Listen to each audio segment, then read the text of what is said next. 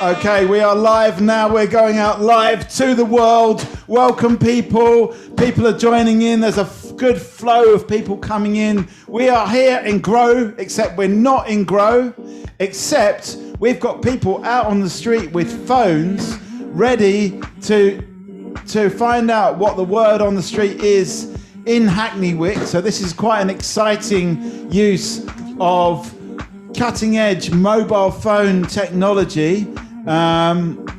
We've got Natalie and Simon, our roving reporters, so that's quite exciting. I just want to welcome everyone that's here so far. I'm going to turn off this intro music because I feel like that's only clogging the bandwidth at this point.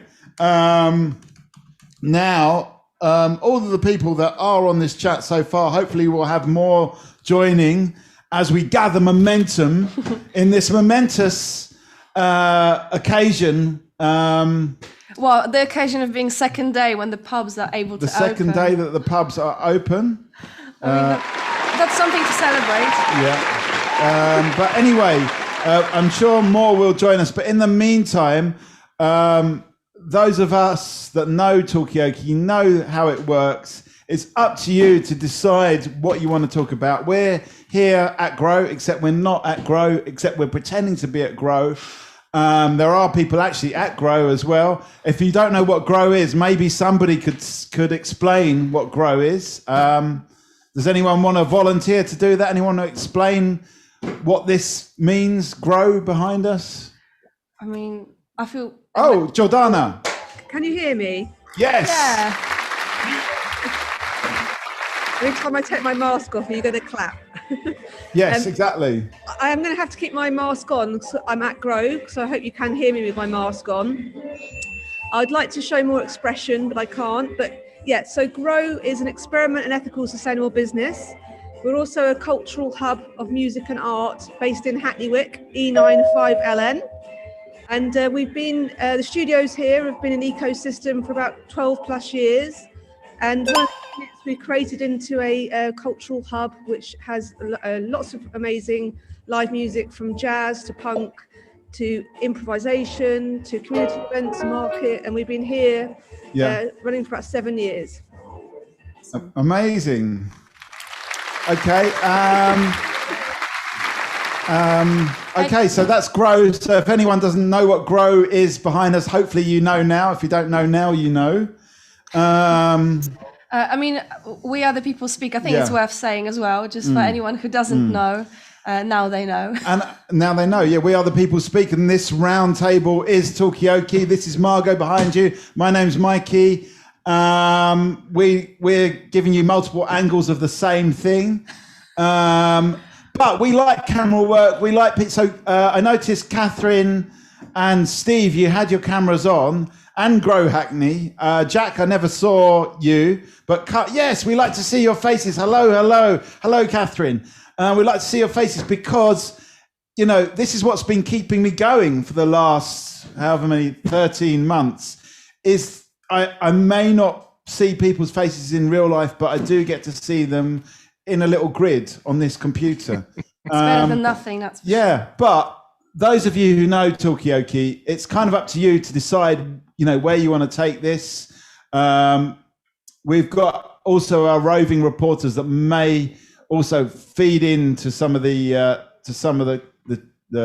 conversations. But has anyone got anything they want to kick off with? Anything they want to start off with? Any thoughts, comments, observations, suggestions, interjections? Anything? I could ask a question. Yep. How does it feel for the second day of lockdown being, we're out and about? How does that feel for everybody? Okay, well, that's a very good one. Is everybody on the second day out of lockdown? Or are some people still in? No, Jörg, you're shaking your head. Well, we just have new legislation coming in, which is a semi-lockdown now on the federal level, which means we are not allowed to go outside in the night and go for a walk in the forest, which is going to be a bit of a pain. So instead of going out of it, we're going into it. Okay, and where are you calling from? From Bielefeld,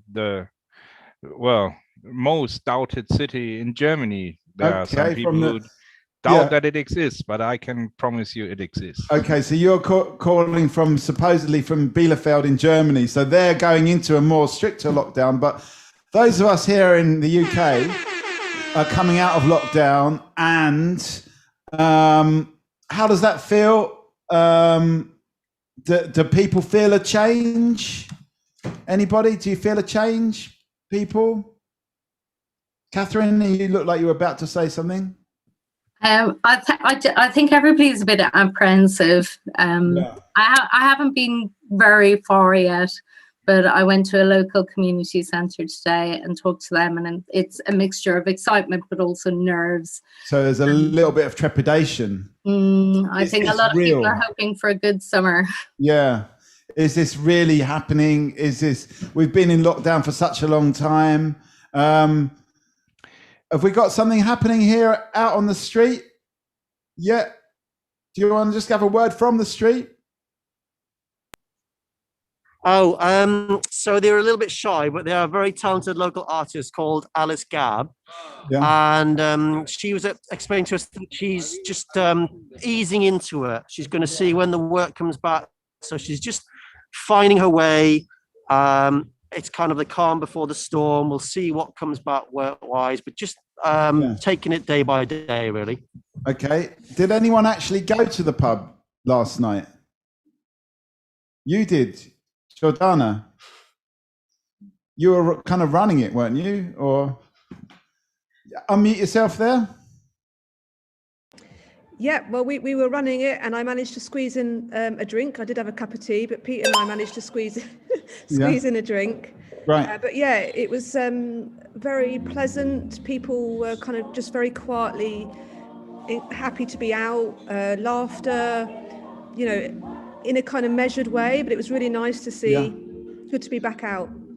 That's the kind of laughter we get for gags on our show as well. Very measured laughter. Awkward laughter. Yeah, perhaps sometimes a little awkward. Anybody else? Anyone been out? Charlie? So I've not been out, sadly, but I have had 2 texts inviting me out to do things at the weekend, which is 2 more than I've had for probably the last few months combined. So yeah, not out yet, but aware that it is easing. Definitely more people kind of milling around on the street where I am. Bit of sunshine today, but it seems quite measured at the moment, which I think is probably a good thing for the start. Okay, so people are not going crazy and snogging each other.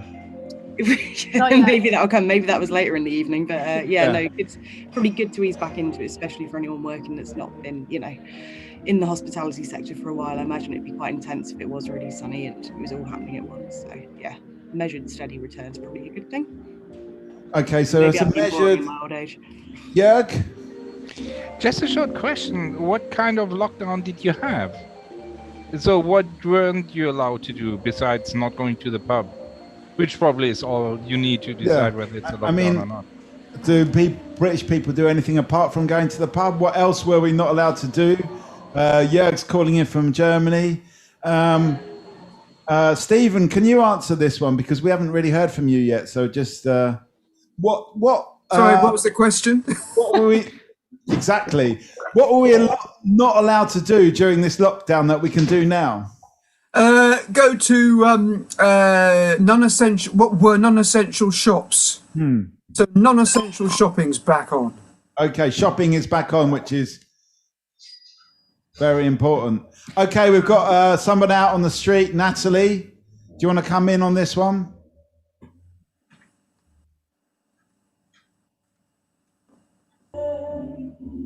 Maybe in a bit. Oh, yeah. What's up? Thought we had someone, but false alarm. Okay. Well, next time, just make sure they're queued up. Yeah. Have you been out to the pub yesterday, Natalie?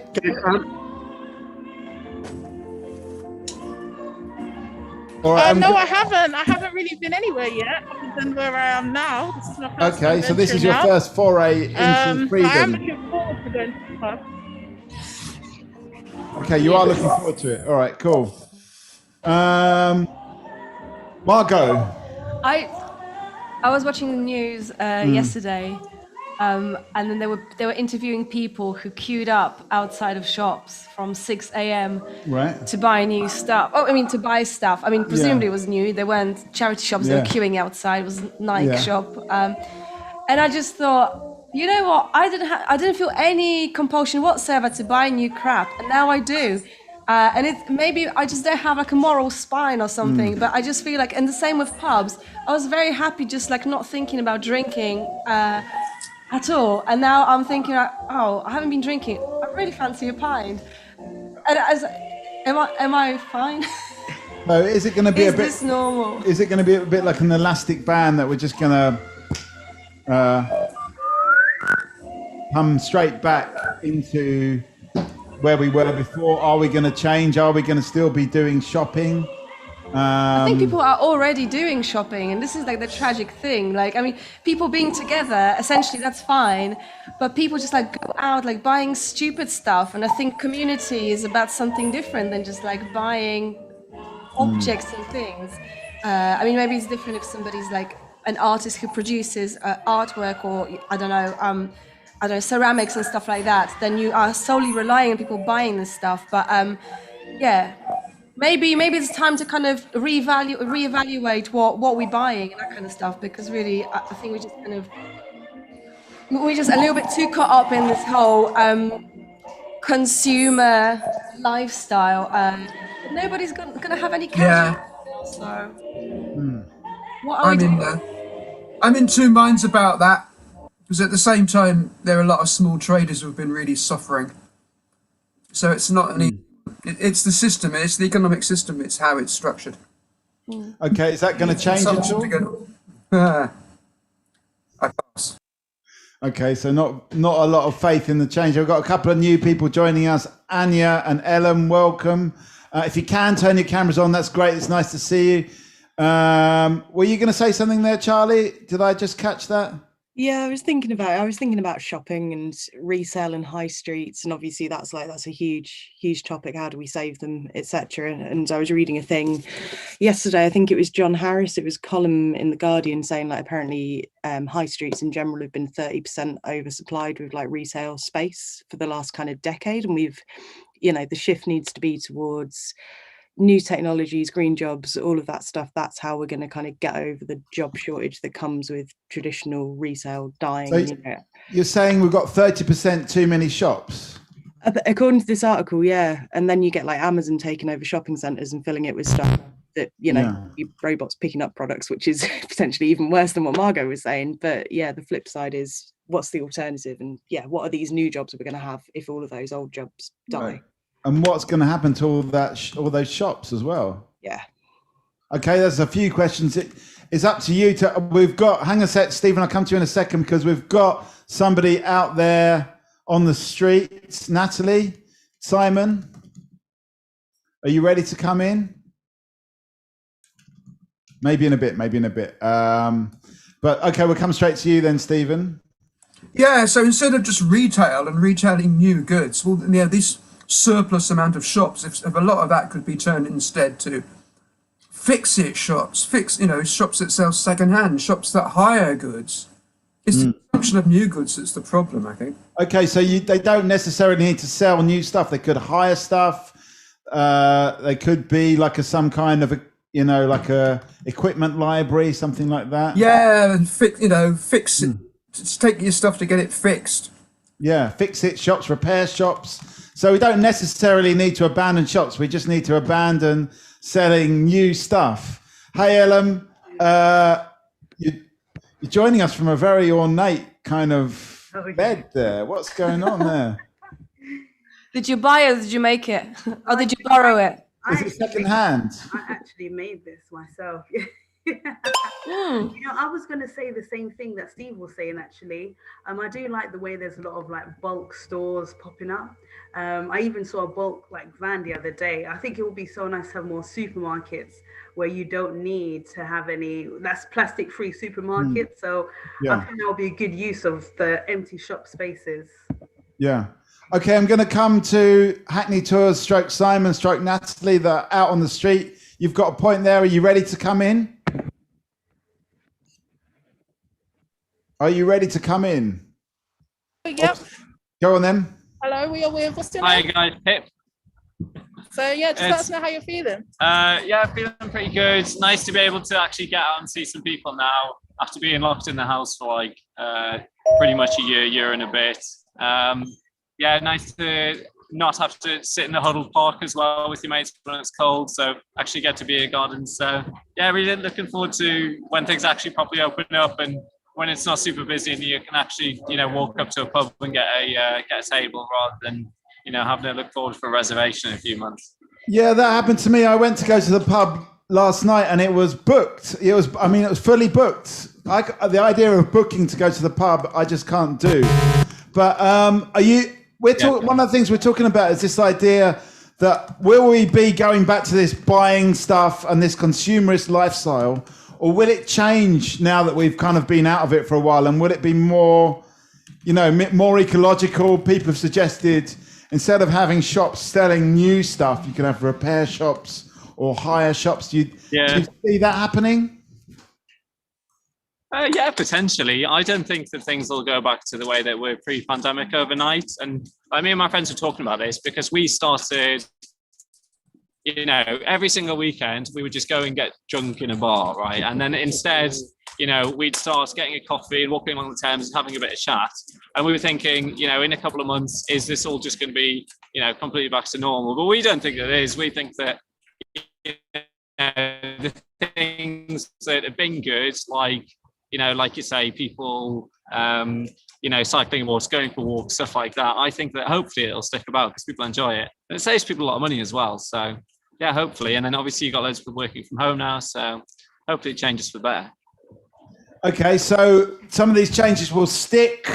We've got a few people. Thanks. What's your name, by the way? Didn't catch your name. It's Pip.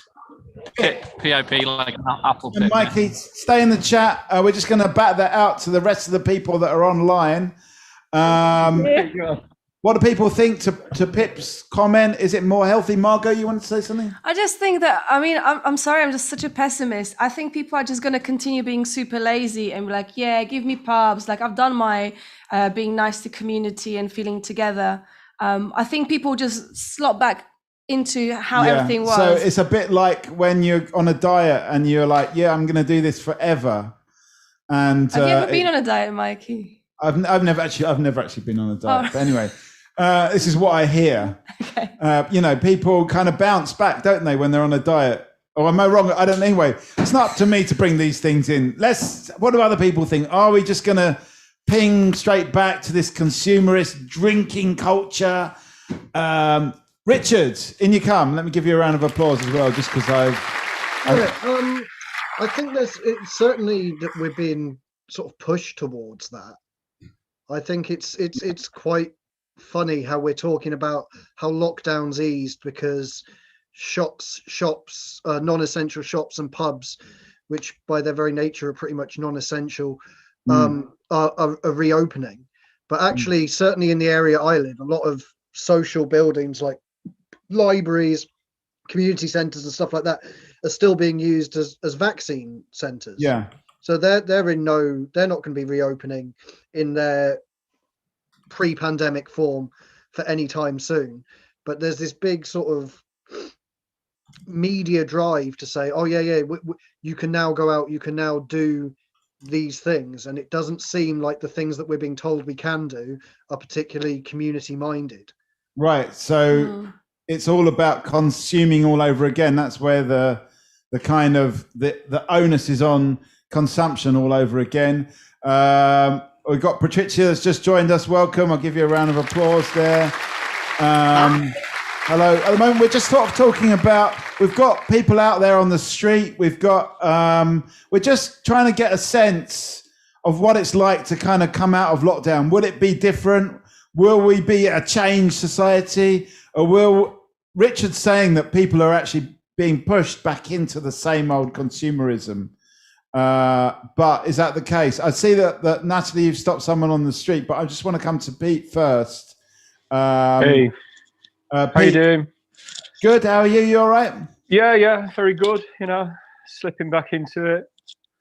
But I don't know. I mean, I think it's quite easy sometimes to sort of, you know, I'm not talking from a kind of publican's point of view, but I think a lot of people have had a really hard time. You know, like the first lockdown was a bit of a novelty, and it was kind of wow, you know, this, you know, a lot of people didn't get furloughed and things like that, and there's a lot of anxiety.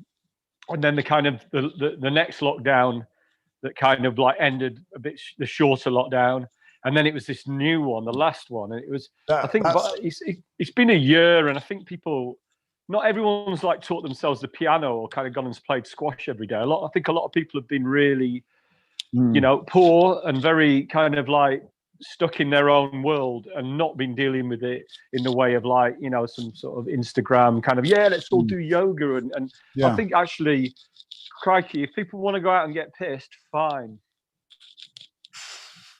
Okay, so you think it's going to be a good release in a way? It's got to be, hasn't it? It's easy. It's easy if you've had a good lockdown, you got furlough, if you got kept a social network and that, and if you've been isolated and you don't come from a kind of a background where you've got kind of lots of resources and money or even the kind of culture of like, oh, I think I'll just start reading like War and Peace or something like that. I think it's been a big confusion for people, and I think people will need some sort of release, and I actually don't mind that. You know, if they want to go out and just kind of big communal community sigh of relief, you know. Yeah, and that sigh of relief could involve quite a few beverages as well. It could, yeah, and you know, I don't hold that against people. I don't like I say, I don't think everyone's had the kind of lockdown where they've taught themselves a new skill or done all the kind of, you know, I think it's just been a very anxious time for people, for a lot of people, not just, you know, that's all I'm saying. But I mean, I'd like to see everything change. I'd like to see everyone, you know, do something completely different. But for the first couple of weeks, crikey, let them do their thing, you know. Yeah. Okay. Ellen, you had your hand up first, so let me come to you first. And Anya, did you want to say something in a minute as well? I thought I saw you raise your hand, or you. I actually just brushed my hand through my hair, but I obviously have opinions and feelings on almost anything, so I'm happy to go after. Well, you haven't said anything yet, so let's maybe just bring you in first of all and just give you a round of applause. So what were you going to say? Well, I can't help when I think of consumption, I can't help thinking about how that's obviously a way of stimulation, and it's also something that I think we probably observe everywhere, is that through this last year and the experience, our capacity for being stimulated has decreased a little bit. So in order to return into a tempo and seeking out ways of waste and entertainment, I think that also implies us readapting to certain things. So I think I'm probably expecting for the next couple of weeks to be quite intense and everyone just getting their fix on things that they've missed, but we'll probably go through a bit of a lull when everyone actually notices how tiring it was and all the things that we just didn't want back on. So it's going to be, way, oh, I'm knackered, a bit like that, yeah. Is there anything in particular that you miss? To be honest, I think I adapted to this sort of life quite well. Although having said that, it's very rewarding to just have a walk through the neighborhoods and see which hospitality businesses survived and are still there, to just sort of see the dust settle and everything that was maybe even boarded up is now operating, or at least kind of gesturing towards opening at some point. And so it's more that feeling. It's more that feeling on the street that you're getting, that there's activity, there's life happening. Yeah. And survival, you know, the fact that people made it, where it's a little bit of a question mark when obviously we don't talk, we don't get to see, but to kind of experience that is nice. Cool. Ellen, you wanted to say something? Yeah, no, I was just going to say, I suppose pubs, they offer a lot more than drinking. So for many people, you know, drinking with local people brings about that sense of community, which perhaps that's not such a bad thing. I mean, I know a lot of people talk about the issues with drinking alone, which, you know, I think I definitely have did in the beginning, and I'm sure many other people will. So maybe it's actually a safer way of consuming alcohol, you know, with other people. I mean, I personally I am a little bit like anxious about going out and seeing how busy things are again. So I'm gonna take my time, but I definitely missed things like exhibitions and stuff like that. So I look forward to getting back into that. Yeah, I mean, for me yesterday, having failed to get a drink, it's still nice to actually see the life for sure. Okay, Jordana, you had your hand up a while back. What were you going to say? Well, firstly, I was just going to make 2 points. One is you might see me sort of swaying. We've got some background music. You know, I wouldn't normally sit on a Zoom swaying, but you know, music is just sort of amazing to hear in a public space. You know, you don't. When we started our jazz up last year in 2020 after the lockdown, we were brought to tears by having our jazz back. You don't really realise how much you miss it till it's gone. And then the second point I was going to make about a pub. Originally, the name is a public house. So it's public versus private space. It's something we were very concerned about, the lack of public space where you could actually commune together, maybe a bit socially lubricated with a bit of alcohol. But yeah, public house was why it was originally kind of designed. Yeah, we were actually missing out on the public side and focusing on the drink. But as Ellen pointed out, it's also about the social side. Let's go out on the street to Simon and Natalie. You've stopped somebody there. So let's find out what they got to say. Hi everybody. Hi. Hello. So, how are you? Very good, very good. You went out yesterday, did you say? Yeah, I went out yesterday, not for a pint, but just for an haircut. That was very important after a few months, like growing my hair. But the most important news here is that we're getting married in 2 weeks. So we're allowed to get married eventually. And celebrate with 15 people. So we got 15 people invited. And, probably that's the best we can say. Fantastic. Okay, I mean, how's it feel? Is it going to be different to what it was before coming out of lockdown? Is it going to be the same? Are people going to sort of bounce back, or is it going to be more of a kind of reconsidering of what we do with our lives now? Yeah, I think people will reconsider. We go like a slower than last summer. I think there's still like a bit of fear around, but we're gonna get over it, I'm sure. And by the summertime, I think back to the normal. Yeah. Okay. And what is normal for you? It's normal for me is to meet friends, not to be constrained, and eventually travel back and visit my family. That was the normal. Unfortunately, we weren't able for the last 6 months. Let's see how it goes if they open the travel. Yeah.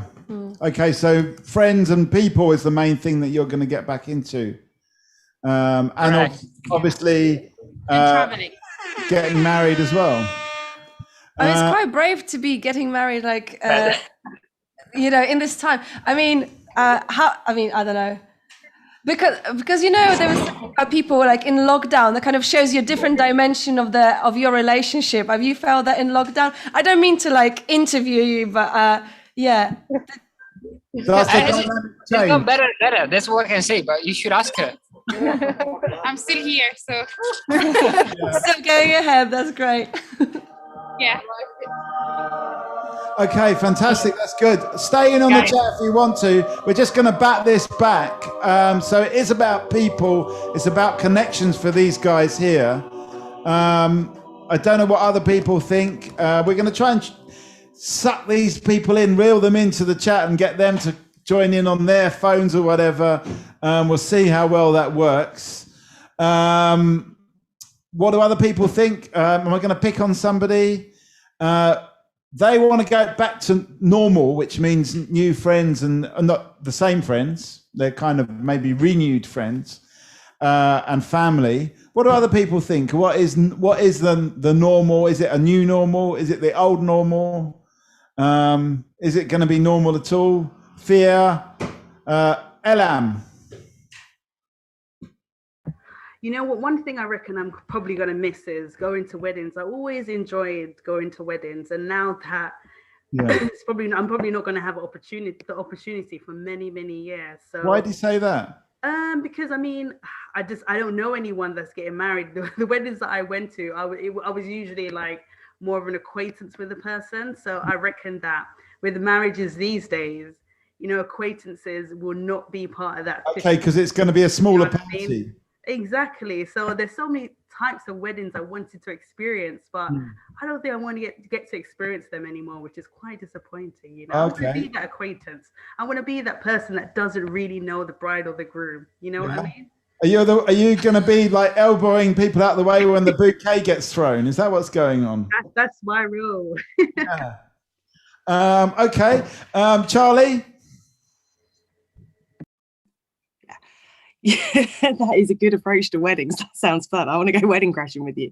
But I was going to say on like the travel front, so my mum lives in the Netherlands, and we've been talking about this a lot because like she's not getting any younger, and it's not the biggest distance, only as far as Newcastle. But yeah, I was kind of saying to her, like, are you sure you want to stay there? Like, this is probably going to happen again. It's probably not the last pandemic. Like, those are quite big conversations, especially if your family live further away. Like, I wonder if there's a lot of people doing a bit of that. Yeah, okay, so suddenly distance has got a lot more meaning. I want to come to Jörg, actually, because Jörg, you actually are in Germany, so you're probably our most remote guest to this conversation. If you don't mind, I know you don't necessarily want the pressure of representing the entire nation. Give us what is this perspective there? Are there resonances to the German experience, the Bielefeld experience?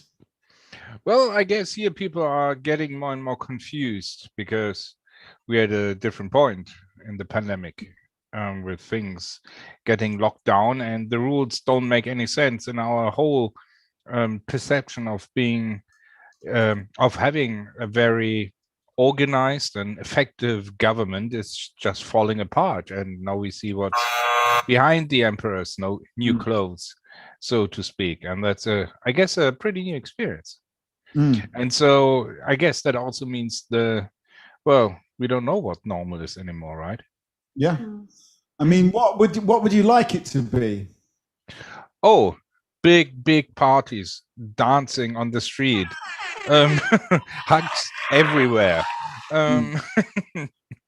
non-ending summer. Okay. Basically. All right. So the new normal. Well, with climate change, we may well be going in that direction. So, you know, what could this normal be? What do we want the normal to be? I think is just as important a question. Where are we going to go with this conversation? I can see we've still got people out on the street. We're at the moment also on kind of Westminster Bridge there. Now we've moved to. Margot, were you going to say something? I just wanted to say, when you were talking about weddings, I mean, I've got personal connection to the whole thing of doing weddings, but what was really interesting / funny / I'm not sure.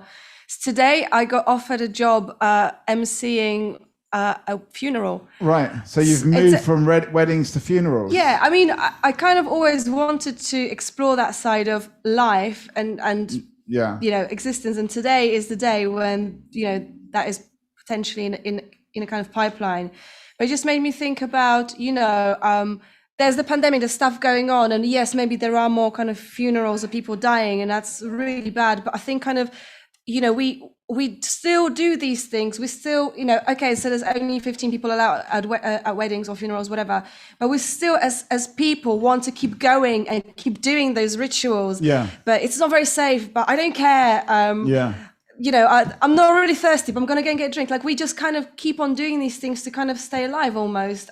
These kind of rituals are very important. So that's what it just kind of made me think of, you know, what kind of rituals we have as individuals to keep us going. It looks like Natalie's fished somebody again, Natalie and Simon.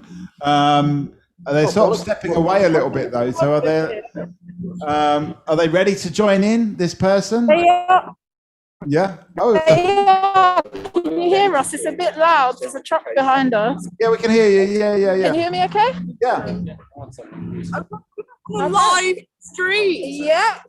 What is this? Oh my god! What the hell? This is some like mean shit. What the? Hello. So that's like conversation closed. We sort of changed the visualization. Yeah. Do you want to introduce yourself? Hi, I'm Laura. Hello. Yes.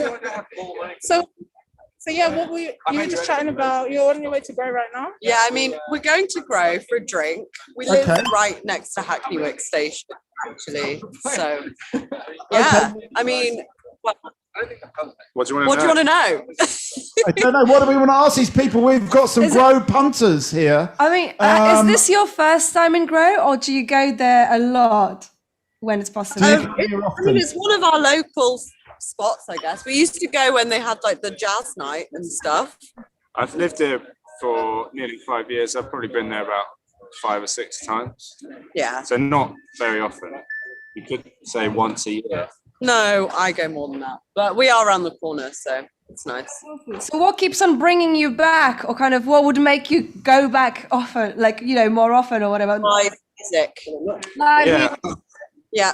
We've been to the jazz nights, and they've been really exciting. Yeah, and some of my friends have done some DJ nights there. That was fun. Yeah, and also the food was really good when it was open last year. So I don't know now what's going on, but where are you guys? We're all over the place. We've got people in Germany. We've got people in Grow. We've got Jordana here. I don't know if you can see who's actually in we all Grow. like BBC News. BBC Amazing. But yeah, I mean, these guys were just asking us like how we found lockdown, and it was bleak as fuck. So it's nice to be able to go out and sit and like see people. Yeah. I mean, what is the sort of most important thing to do now that restrictions have eased? Reconnect with friends. Yeah. That's not. You Well, didn't now think that it's eased, yeah, it is what I think. I'm like enjoying actually talking to humans other than my housemates. It's nice. Okay. That is what I think. It's Laura's birthday in a week, and she said she doesn't want to see anyone. So she's lying. We'll come. Okay, well, there's a little bit of controversy going on there. We'll have to. Yeah. investigate I that. think maybe for me, I think what you said at the start about actually the guy that said hello to us, he said people have been reconsidering their sort of lifestyle. Yeah. And that's definitely what's going through my mind. Like things have just, it's such a sharp contrast from like kind of busy Hackney Wick to nothing. And then now it's starting to pick up again. I'm sort of feeling the contrast and wondering what I really want. Mm. And, what will you be reconsidering, especially? Good question. What will you be how much interaction I want, like how much social interaction I need.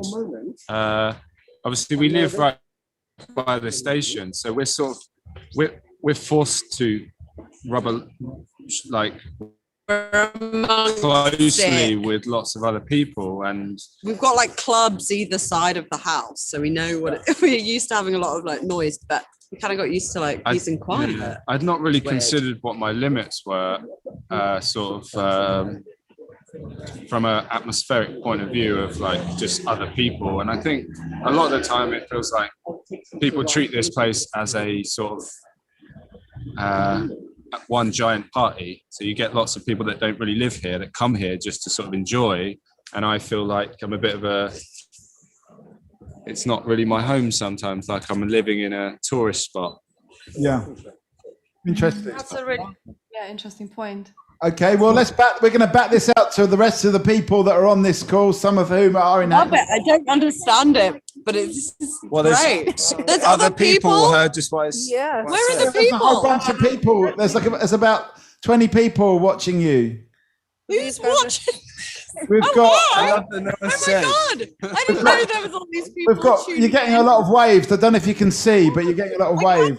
Yeah, Hasn't that violated some kind of consent laws? Are you guys all in? Oh my God! I can see I myself. think everyone's in agreement.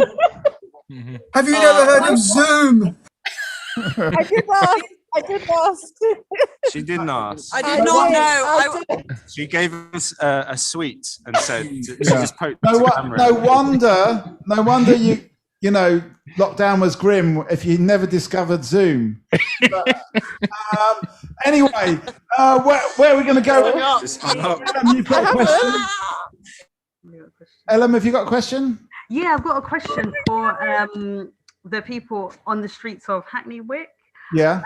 It's just because the gentleman.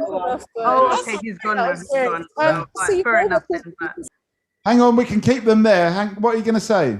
I was going to ask the gentleman, you know, he said that now he kind of has reevaluated how he sees his area. And I'm wondering, is it because he's been living there for 5 years now? He's got a different perspective on Hackney Wick. You know, when he first got there, did he also see it as a party area? But now he's got to know the people. He kind of feels a better sense of community and wants to experience it in a different way. I was just kind of curious about, you know, just that side of things. Yeah, you know. Okay. I don't know. They might have gone now by the looks of it. Natalie, they've gone, haven't they? Oh well, we're just going to have to ask that to other people in Hackney, or what do other people think of that? Because we can ask everyone that question. Have you reevaluated your space, Jordana? I was just going to say I'll grab them when they come here. Oh, brilliant idea! Yeah. Interception. Yeah. Okay. So we can park that. They should be there in 10 or 15 minutes, and then we can ask them that question. Good thinking, Margot. I was intrigued by what the man said. His name I didn't catch. The man on Was the it Paul? street. Did he say Paul? I'm not sure. Well, let's call him Paul anyway. Okay, for now. Paul. Just call him Paul or Dave. Oh no, that wasn't Pip. It was someone else. No, Pip was the first guy. But anyway, what I was going to say is it was interesting what he said about you know, some people you know, coming to Hackney Wick and treating it like a tourist destination, and he's kind of thinking, oh, is this my neighborhood anymore? I mean, I'm paraphrasing, of course. That's not exactly what he said. And I wonder, for people who do live in Hackney, like, what do you, is that feeling real? Is that feeling reciprocated by others, or, you know?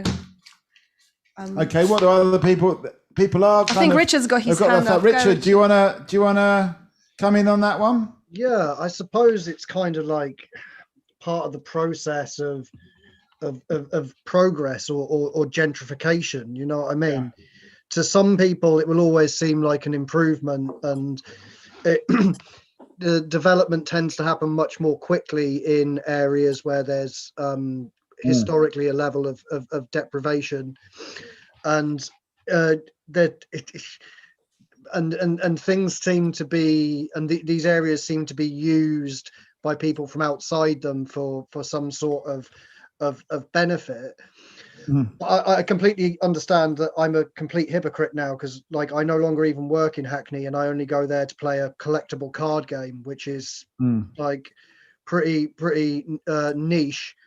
But yeah, I think it's something worth considering when we look at how areas develop and how areas change. Yeah. And are we building something upon what's already there, or are we inflicting something on somewhere and pushing something else away? I mean, I guess we could form the question differently and say, who decided Hackney Wick was a party zone in the first place? I mean, it's something we've explored in previous sessions, but Patrizia, I'm coming to you just as you're munching on something. I appreciate it's not good timing, but I've noticed you had your hand up for a while. Yeah, just because I live by London Field, and literally by the park, and I've been living here for 12 years, and of course it's changed massively, the place. You know, when I moved here, you couldn't cross the park during the night because you would get stabbed or raped or stuff like that. And now it's a very desirable area because of the park and what's going on there. And the people that use the park are very different. And during the lockdown, it's been incredibly overwhelming, because it was, you know, it's a small little place, a green, and people go there, they have music and party all night. So I understand clearly what the person before was saying about, you know, feeling that you are like it's a tourist site or something like that. But as well, you have to really take into consideration that I think cities are living organism and they cannot change. It's beyond our ability to do anything at all about it, because it's going to change nevertheless.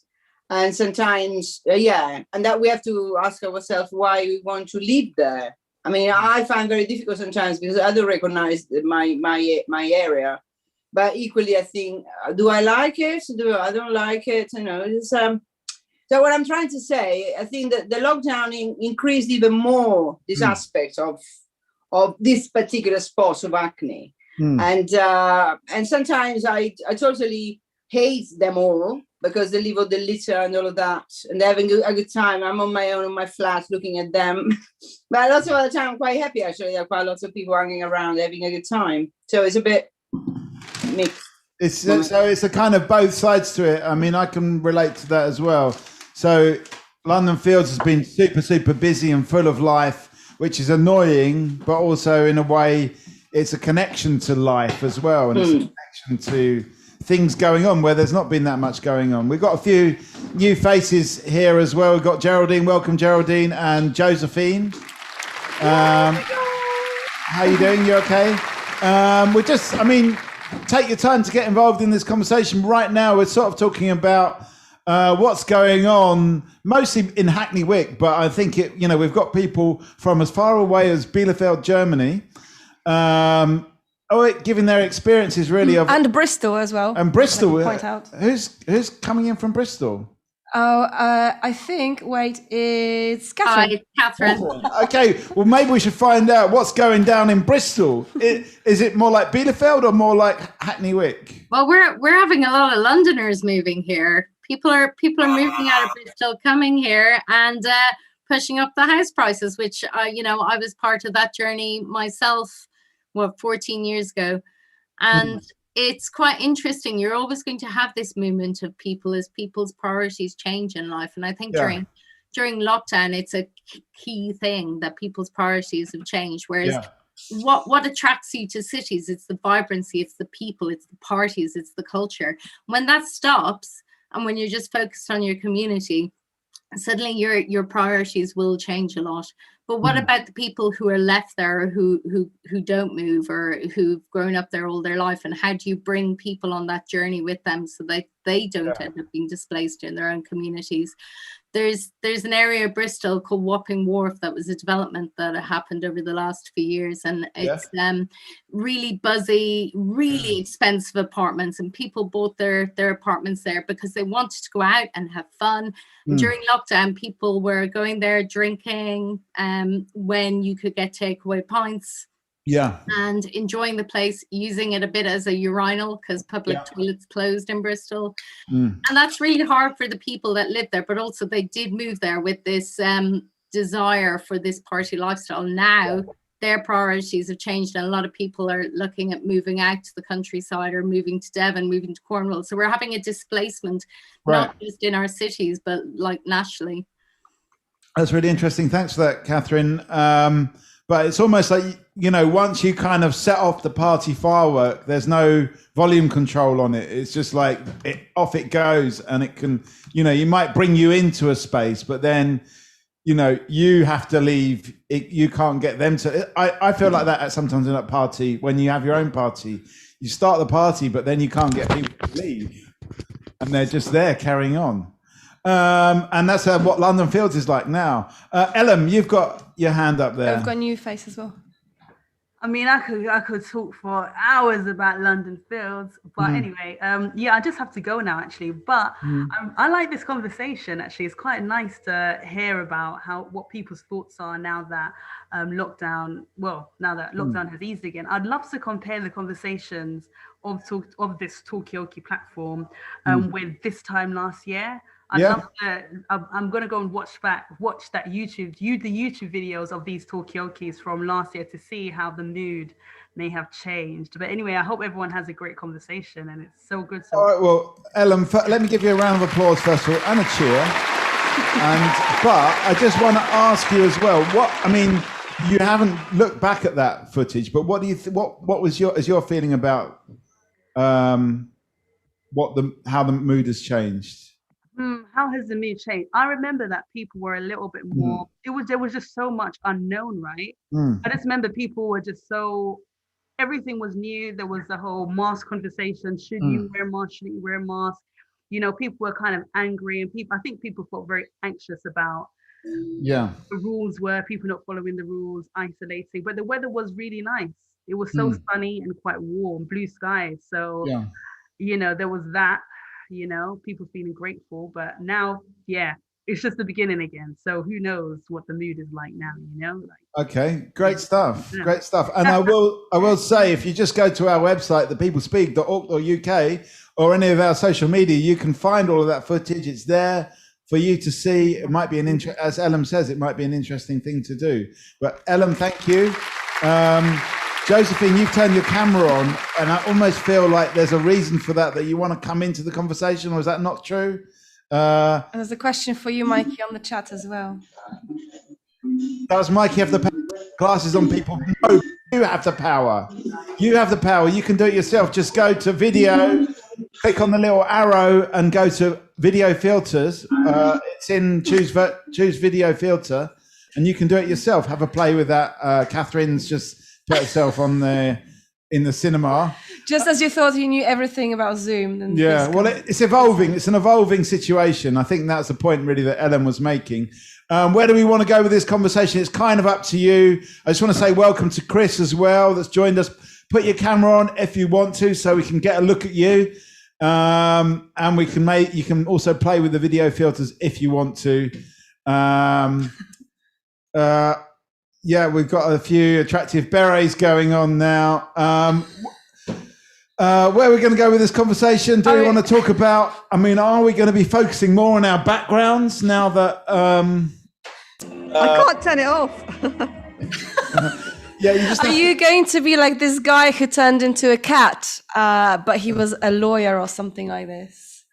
I think that's you. I was trying the cat lawyer. Anyway, where are we going to go with this conversation? We've learned all these things through this last year, including the cat lawyer meme, etc., etc. Her hand. Oh, is Josephine going to go? No. I was just going to say hello.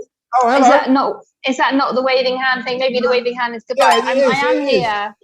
I'm sorry. Zoom just suddenly moved you somewhere else. That's the only thing. So I was like, you've dropped out. But anyway, what were you going to say, Josephine? I was going to ask actually, because I spent a lot of time in Hackney, and I'm sort of been stuck in Camden during lockdown, and I would be really interested to know whether for those in Hackney, whether has there been maybe you've already talked about this, and in which case I'm sorry, but has there been have you seen a lot of people leaving?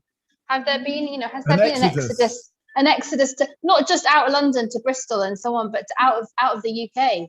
Is that something that I'm really loving the tour, and I don't know whether the tour can also we're going to get involved in that. We're going to go straight to the streets of Hackney Wick and put your question to the people of Hackney Wick straight away, because we've got a hand up and we know we can't keep people waiting on the streets. So we're going to go straight over to Simon and Natalie out on the streets. If you can hear us, one of the questions that's floating at the moment is, has there been an exodus from London? Can you say that again, please, Natalie? Has there been an exodus? Oh. And obviously, these people may not be the right people to ask this question, but that's what we're talking about at the moment. Has there been an exiting? An exodus. An exodus. Oh. From London. We went biblical there. Yeah. I think fine question to speak then. Yeah. Okay. So, hi, my name's James. The pal in the background. Hi, guys. Where are you? We're here at Speaker's Axe Range in Hackney Wick. You may hear and see behind us. Exciting backdrop for this. But you asked about an exodus. I'm a uni student at the moment. I'm just finishing up my bachelor's with a view to go on and do a master's. And from at least my perspective as a university student, there's certainly been not an exodus, but rather a returning. A lot of people have been taking these classes and stuff back home. And finally, now that London's opening up again, we're actually seeing more people moving back to London to try and make a living over summer. What's the experience been like? Seen loads of people loads of people who are working in London, had all their livelihood here, that's just packed up and started their engine and went off to visit the country. So yeah, on the river, there's definitely been an exodus. I only got half of that because it seems like there's someone doing karate in the back. Judo. It's the axe throwing, I think. Axe throwing, is that what it is? Yeah. Okay. It's no accident. Yeah, it's no accident that there's all that noise, but maybe when I ask the next question, you could step a little bit away from the noise of the axe throwing. Okay. But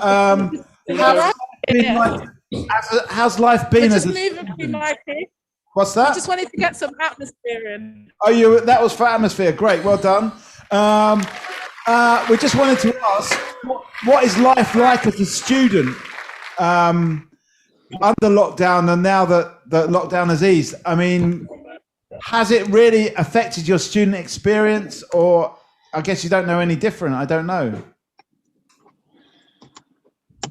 So obviously I've been at university 3 years now, finishing up my bachelor's. Started obviously in my first year. There was the full student experience. We had like going out to clubs, late nighters, all nighters, all manner of drinking and probably other studying somewhere along the line. Dubious activity. Am I good to keep talking? Yeah. So in regards to how my life has changed over the lockdowns, certainly there's been this change of a lot less interconnectivity in student communities. If anything, really detrimental to the university experience as a whole, but also in developing these skills that you learn at uni. I've certainly become a much more rounded person since when I joined university. And I think that they're definitely going to miss out on that. Yeah. I mean, it's one of those skills being actually.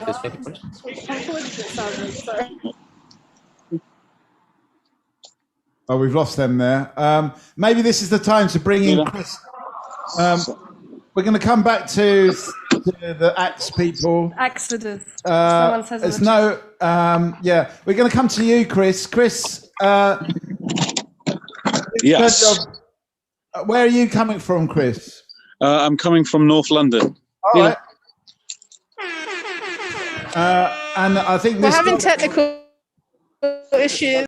Not to worry, we'll join you in a bit, Natalie. But we're talking to Chris at the moment.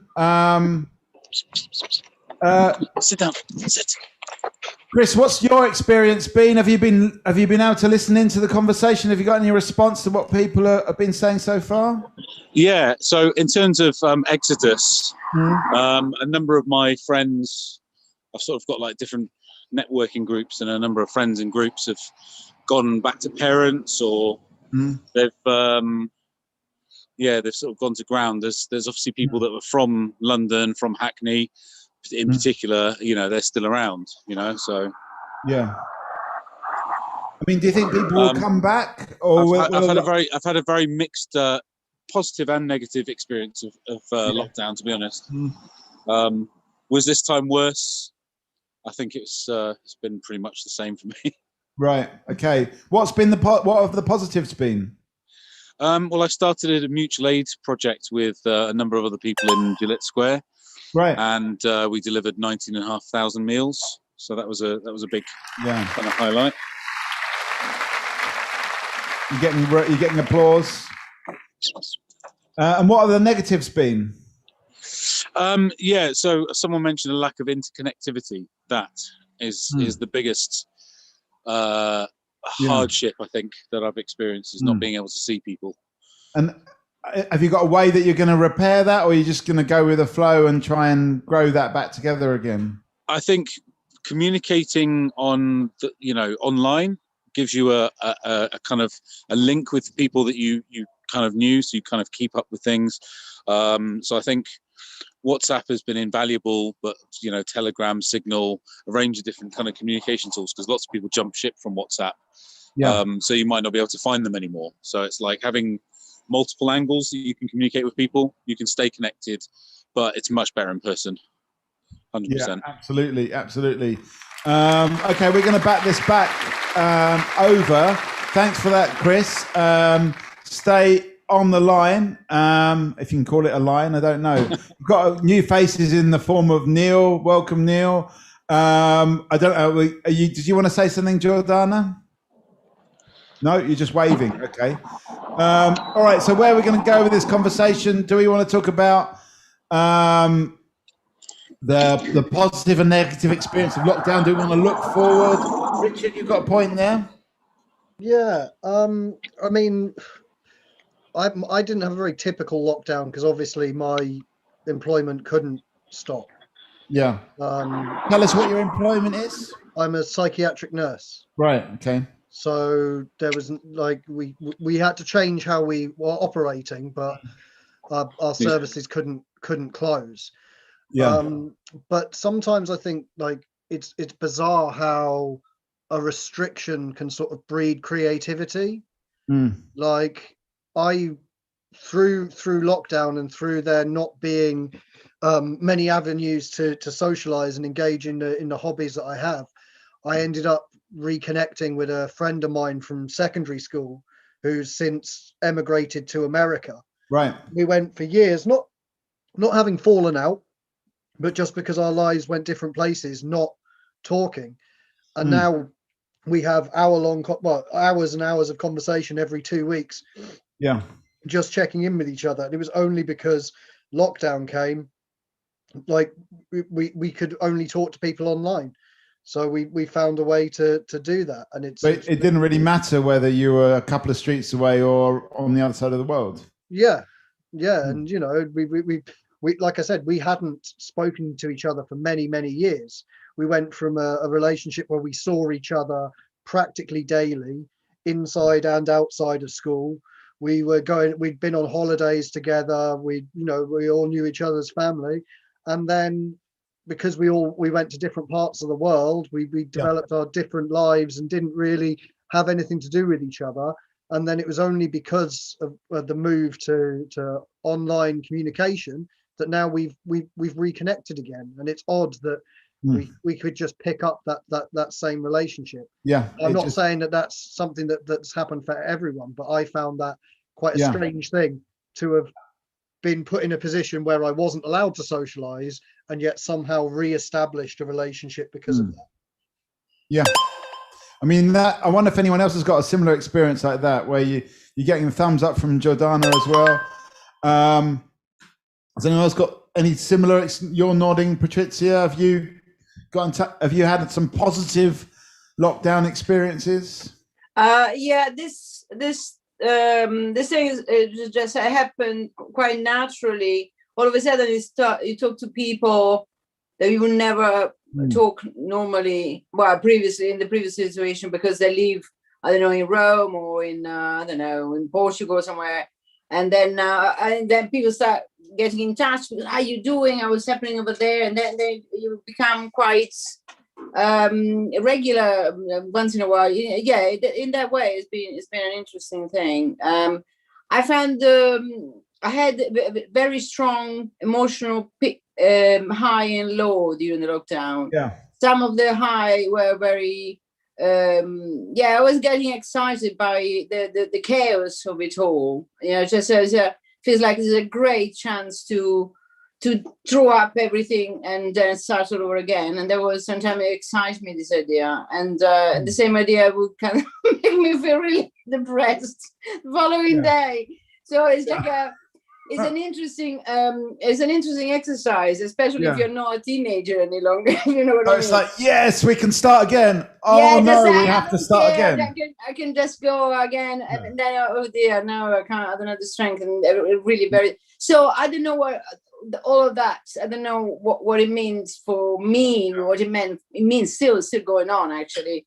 But that's an interesting aspect. I thought was this one, because you give you a great chance to to go through those extreme feelings, which are probably exist for a reason, and you forget because you get very settled in a what we call normal, and then you think, oh shite, actually that doesn't exist anymore here. Yeah. So in a way, we were beforehand. We were kind of sleepwalking in a certain way, and we've been like taken awake, sort of thing. Yeah, I think people, for our sanity, we are settled in a situation, then you stay there because you know there is so much we can do, really. So when you find something that works, you think it works, and you stay on that for 40 years, and then you go have a retirement plan somewhere beautiful. But you know, this has been quite interesting in that way, because actually, you think, it made you question quite a few things very deeply, in a deep way, for a long time. It's been going on for a long time. Well, I'm going to come back to you and ask you what you've been questioning, but I just want to spread this around at this point. And maybe, I don't know, I feel like I should bring in Neil, because there was a few flickers over the face of Neil when you were talking, Patricia. So I don't know, do you want to come in and comment on what Patricia was saying? Sure, or maybe different parts of it. There's been lots of ups and downs. I think one of the things that has been quite noticeable is like a lot of people have had the opportunity to, I guess, kind of wake up to a lot of things that they genuinely kind of have had a lot of belief in, the environment, for example. And whereas the matter of everyday life gets in the way of that process even beforehand. So you kind of want to save the planet, but you haven't got time, kind of thing. Exactly, and now that people have had more time, not only just to consider those kind of things, but also consider how they operate themselves in the world, whether it be kind of starting to paint or make music or learning an instrument or something like that, something that's quite I guess kind of holistic, but for one's own kind of creative presence, I guess. It brings a lot more kind of meaning to people's lives, and you have had a little bit of time to dwell on things, I guess. Lots of people have new skills and implement those skills. Although we are finding now as well with the big, so I run lots of different kind of studio and venues. And we are finding now that a lot of people who have had time to dedicate entirely to a new kind of art practice or their art practice are now kind of terrified to go back to work, because they're so out of practice of the work that they've been, and also the dread of going back to the way things were beforehand, because it's not really something they believe in. I think actually it's going to have quite an impact on the state of people's mental health. Quite a wide kind of range. We've been hearing all of these stories, to be honest, but I do sort of feel that now that I feel like we've come to a point, and I think, that's why I think today's session's quite sort of reflective on all of these things. Do you know what I mean? And everyone's experience has been widely different as well, as you say. I think other people have remarked, some people have learned how to play the piano, some people have just barely survived. So, it just depends. I mean, I think there's a point from Josephine here saying intensely full of juggling childcare, not the children, because I noticed your biceps weren't that developed. But, Josephine, turn your, go on. Hello. No, I was saying I wish I could juggle better. I'd like to do better juggling. Could have learned more juggling, but you said you were juggling childcare instead. Yeah. Have you got better at juggling childcare? No. I think I don't know. Maybe I'm giving myself an injustice. I mean, there you are. Like, I've got one just sitting there.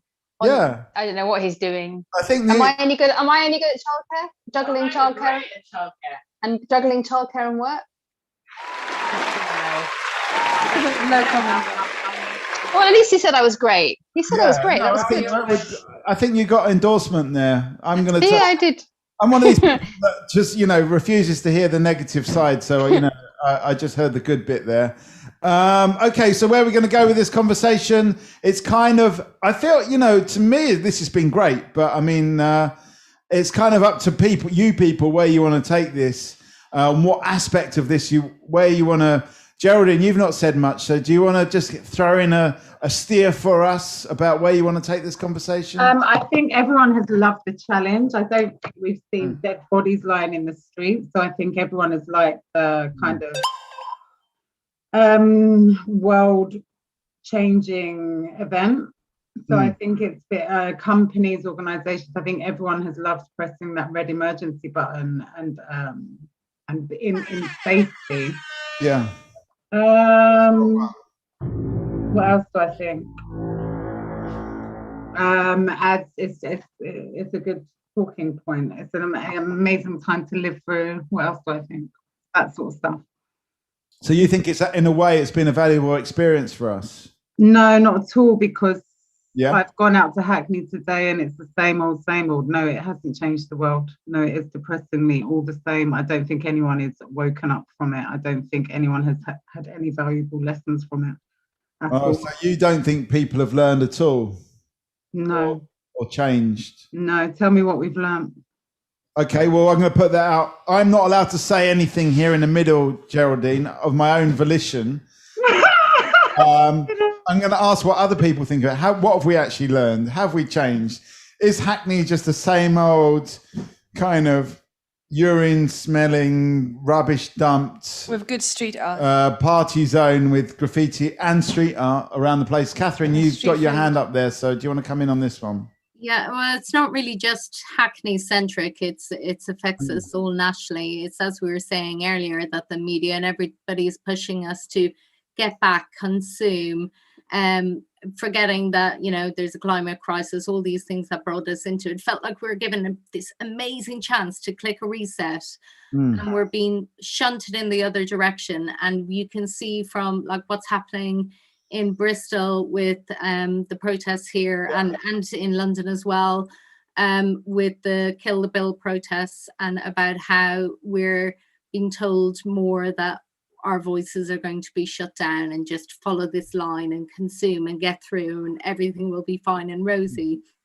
And I think people are just so dying for some sense of normalcy after what has been a really hard time, that this is what people are pushing for. So I think there's a lot on us to remind people, actually, no, that was really shit anyhow. Nobody was having a good time. And reminding people locally what there is in communities to connect us to each other, because it's not going to be people out buying all the latest trainers, and that's not going to help us and be there in 10 years time. But people miss connection. Everybody we're talking to tonight was talking about missing connection, missing live music, missing experiences. I don't see that people can keep going consuming in the same way, and as Geraldine said, it's really depressing. Okay, well, what you're saying is like raising the hands of about 5 people, so you've definitely stirred the hornet's nest here. But I need to go to the streets first of all, because they've been trying to attract my attention, and I know how hard it is to capture people on the streets.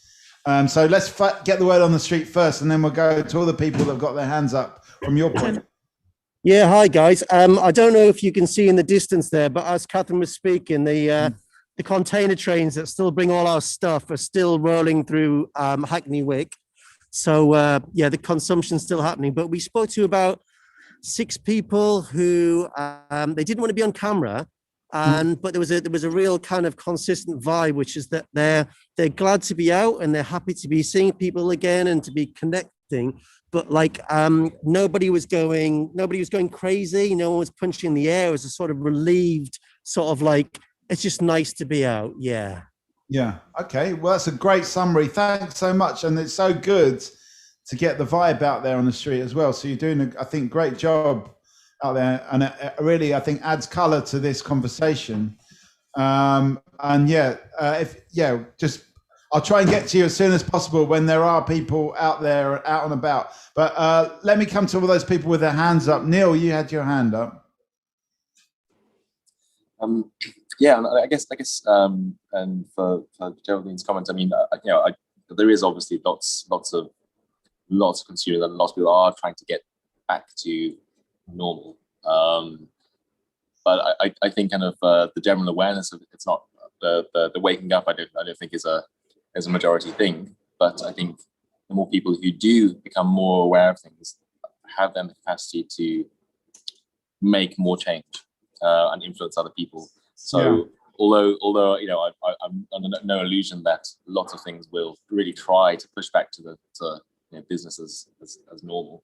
I think there is an underlying current which hints more at kind of community and kind of like self-authorship. I think one of the really nice things to that I think a lot of people are acknowledging is that throughout kind of this last year, the private sector and the public sector has really failed. Has really failed supporting people, and the sectors which are very rarely spoken about, the core sector, which is who washes your dishes and makes your meals and washes your clothes, to people kind of coming together and creating things in their kind of own localities, the common sector. And having an awareness that those sectors even exist is a huge leap forward, I think. So it's changed our awareness system. I think a lot of people, even on this session, have talked about community and how important people are. So perhaps if nothing has changed materially, and maybe our perspectives have changed in that sense. But let me just come to you, Pete. You've had your hand up for a while. Yeah, I mean, I'll draw a strange analogy. I mean, has anyone ever read that book by Ernst Maria Remarque called All Quiet on the Western Front? It's it's about I think I was in the play at school, but I don't think I read the book. Yeah. It's an amazing, it's one of the classic sort of soldier's tales, of disillusionment with war and stuff. And he kind of lived through the First World War on the front.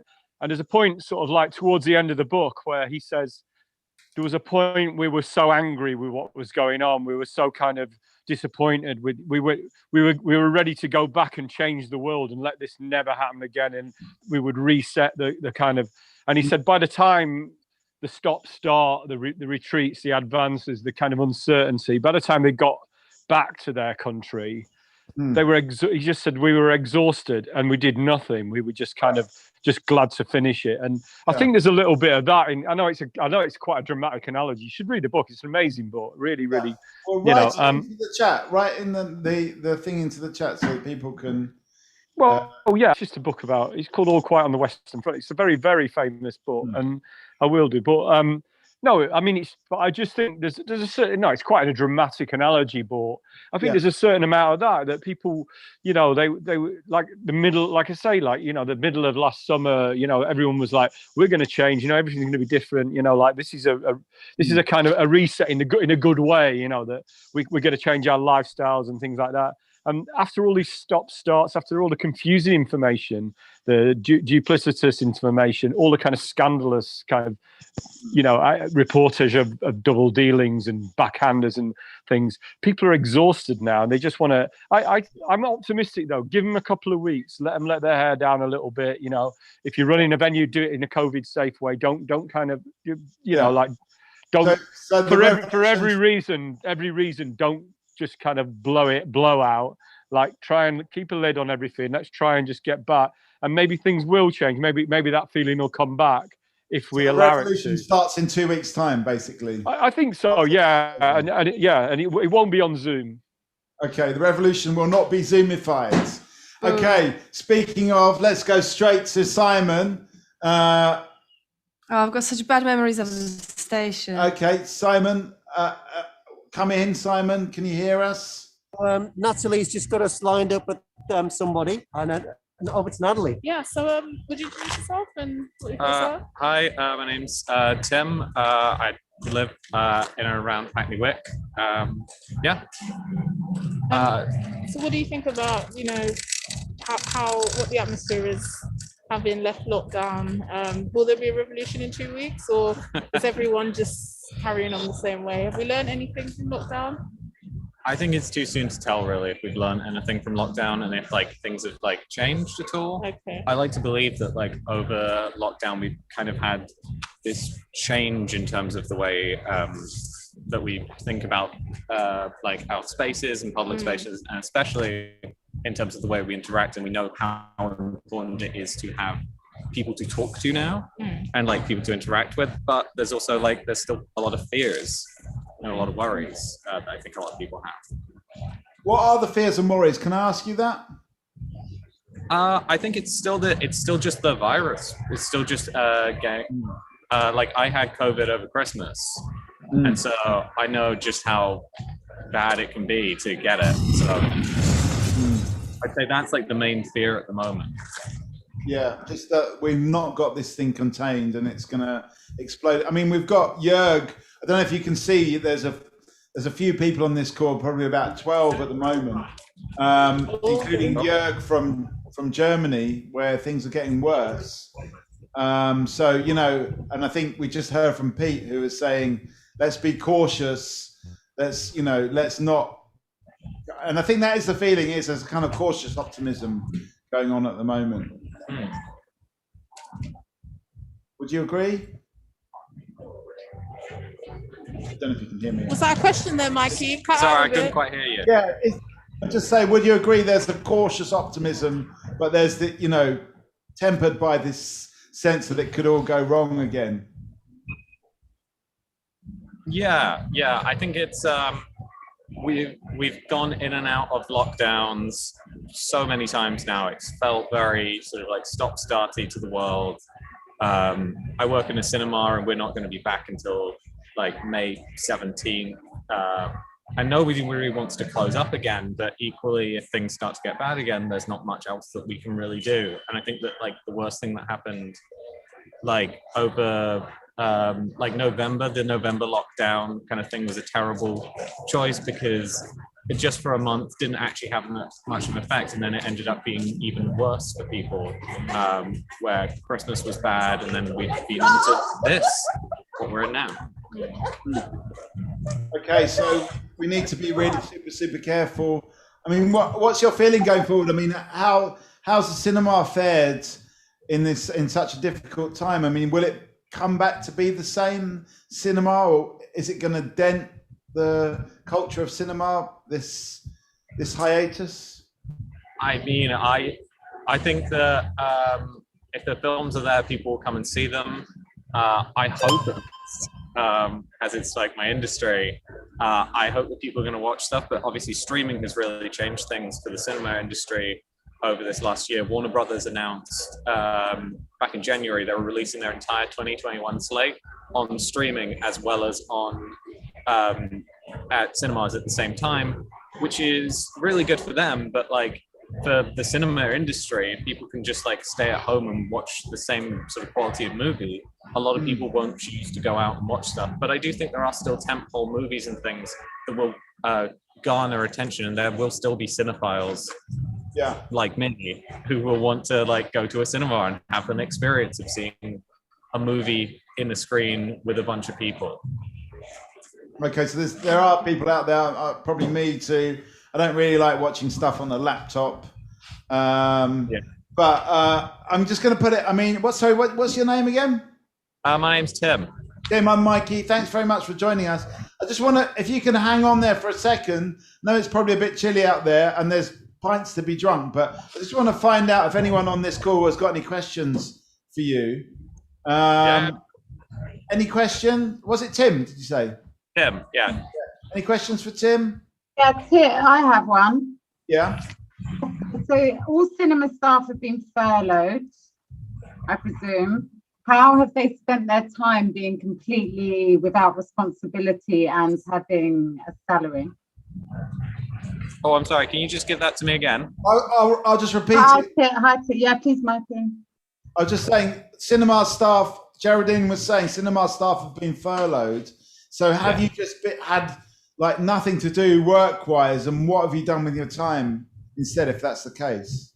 Oh, yeah. So not having work has actually been really good for me because I'm a writer and filmmaker in the real times. And it's just given me a time to actually like work on making my own stuff. And I've been like doing a lot of writing, I wrote a whole script.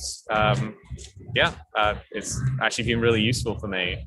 However, it has been like kind of weird and also very emotionally soul crushing, but very useful as well in a lot of ways.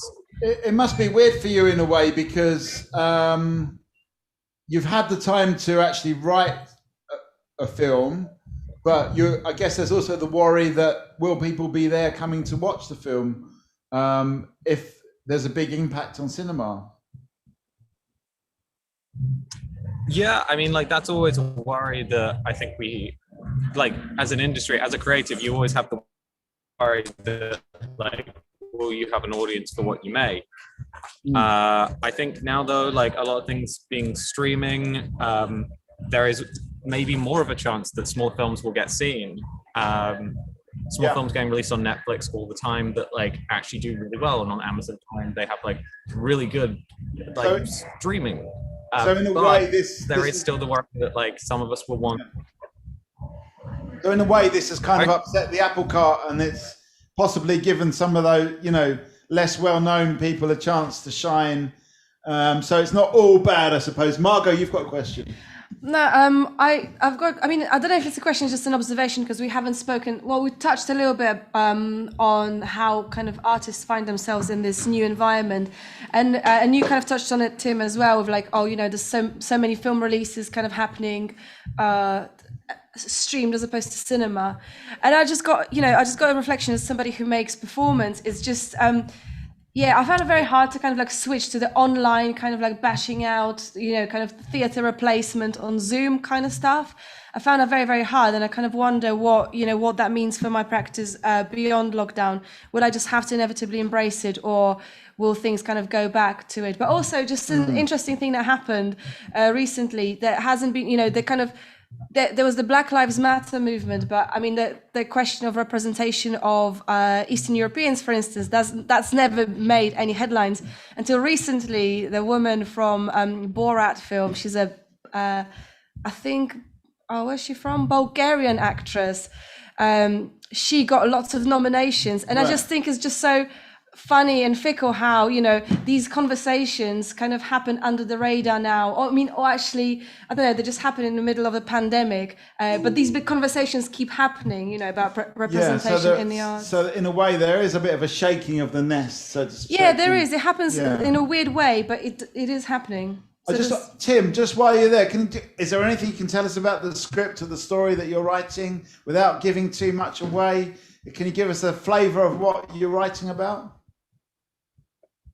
It's a mockumentary film about a cult that takes over a small town in England, and it's kind of just like, it's just a fun, weird sort of comedy drama-esque thing with a bit of a political edge to it. So hopefully it can be really fun if I ever get to put it to screen. Have you got also, Mikey, Grow have asked which cinema. Can we know which cinema it is? Everyman. I work for Everyman. I'm at the venue in Canary Wharf. I was very near our studio. Cool. So great stuff, Tim. Thank you very much. And what is the town that they take over? Is it a fictional town? Is it based on your hometown? It is a fictional town.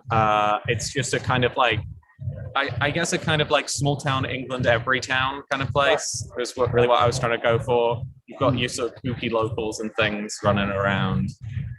Good stuff. And can we see your work in online? Yeah, I've got a couple of things on YouTube. Probably just like if you search for my name, Tim Fox, you might find them. I don't know how easy it is to find. We'll try and find that and put it into the chat. We'll put that into the chat. Thank you, Tim. Thanks, Tim. I'm going to give you a round of applause. Stay in there if you want to. It's kind of up to you. I don't know where we're going to go with this conversation. There was a really interesting point, and I think there's a few artistic people on this call. So how have the arts fared? How's artistic creation, productivity, whatever you want to call it, musicianship, playwriting, theatrical performance? They've not done very well, have they? They've not done very well. No. Where are all those millionaire artists? They've not done very well. Where's the mainstream music? Not done very well. Where's Patti Smith when you need her? I don't like her.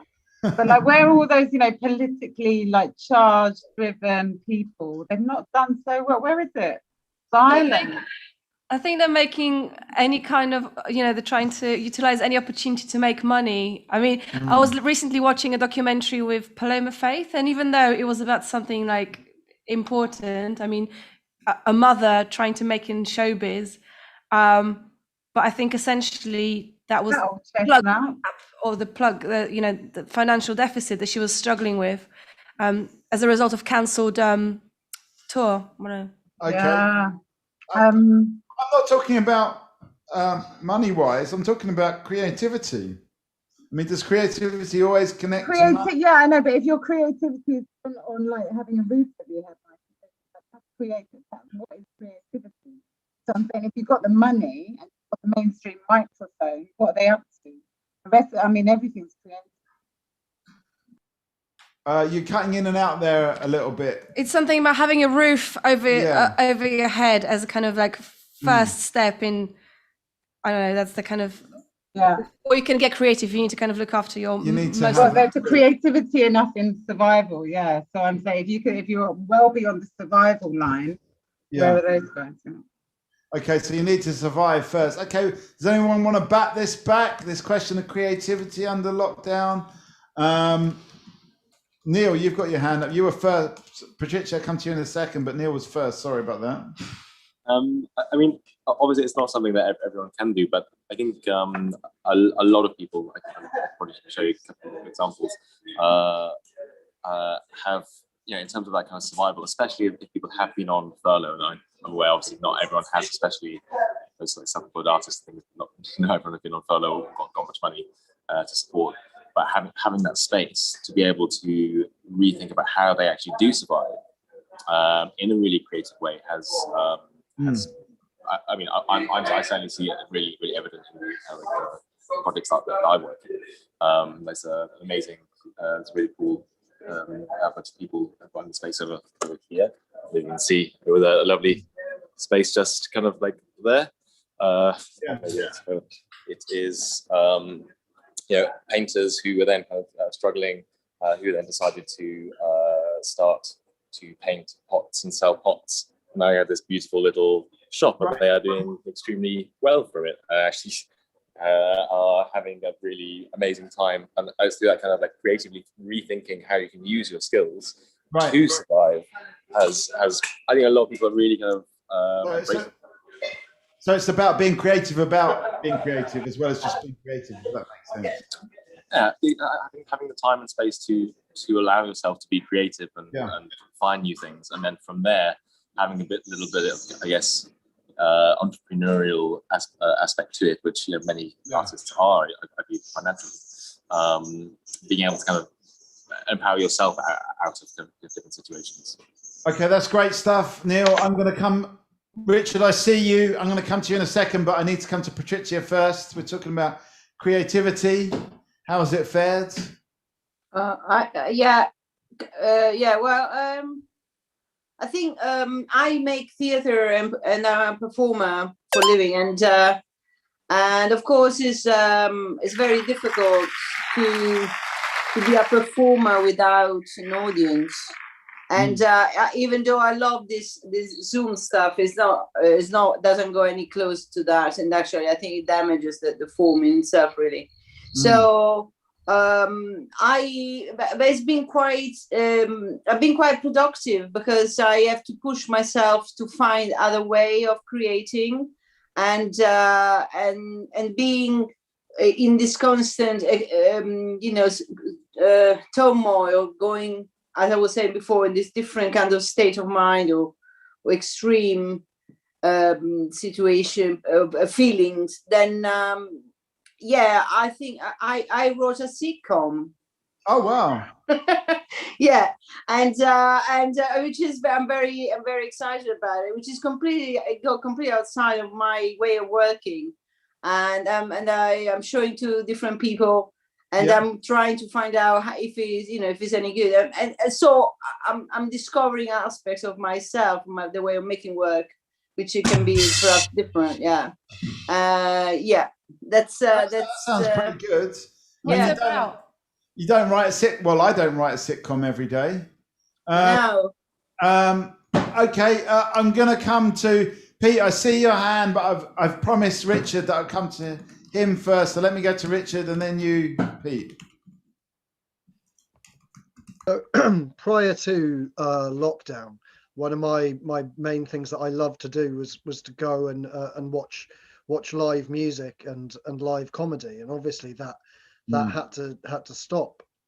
And one of the things that really struck me while I was relying on these things to get me through while working through the situation, I had to really reflect on how I support the things that I like, and being more direct with it.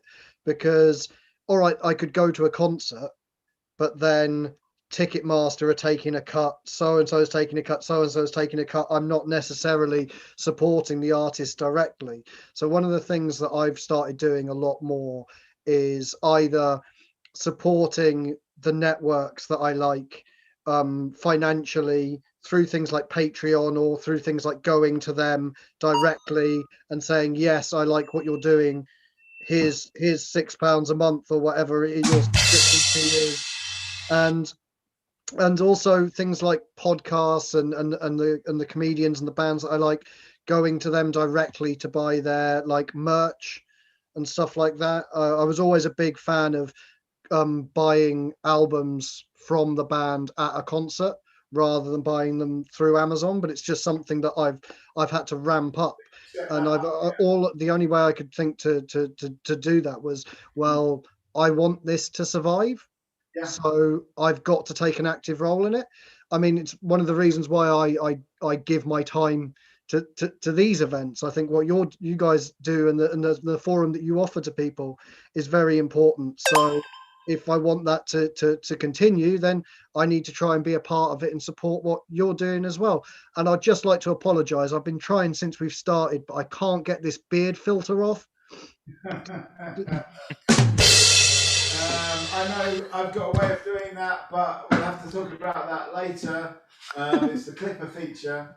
But anyway, Pete, is your stock comment still live? Or Yeah, kind of. Yeah, I mean, I can't get this bad hair filter off, but I'm gonna try and get. Jordana knows how to do all this stuff. She's an expert. I was just going to bounce it back in a way, and it's as a musician as well. Like I really appreciate people who purchase direct, off Bandcamp and stuff like that, and avoiding Amazon. And when you buy books, you should use that app or the website that sources a local bookshop.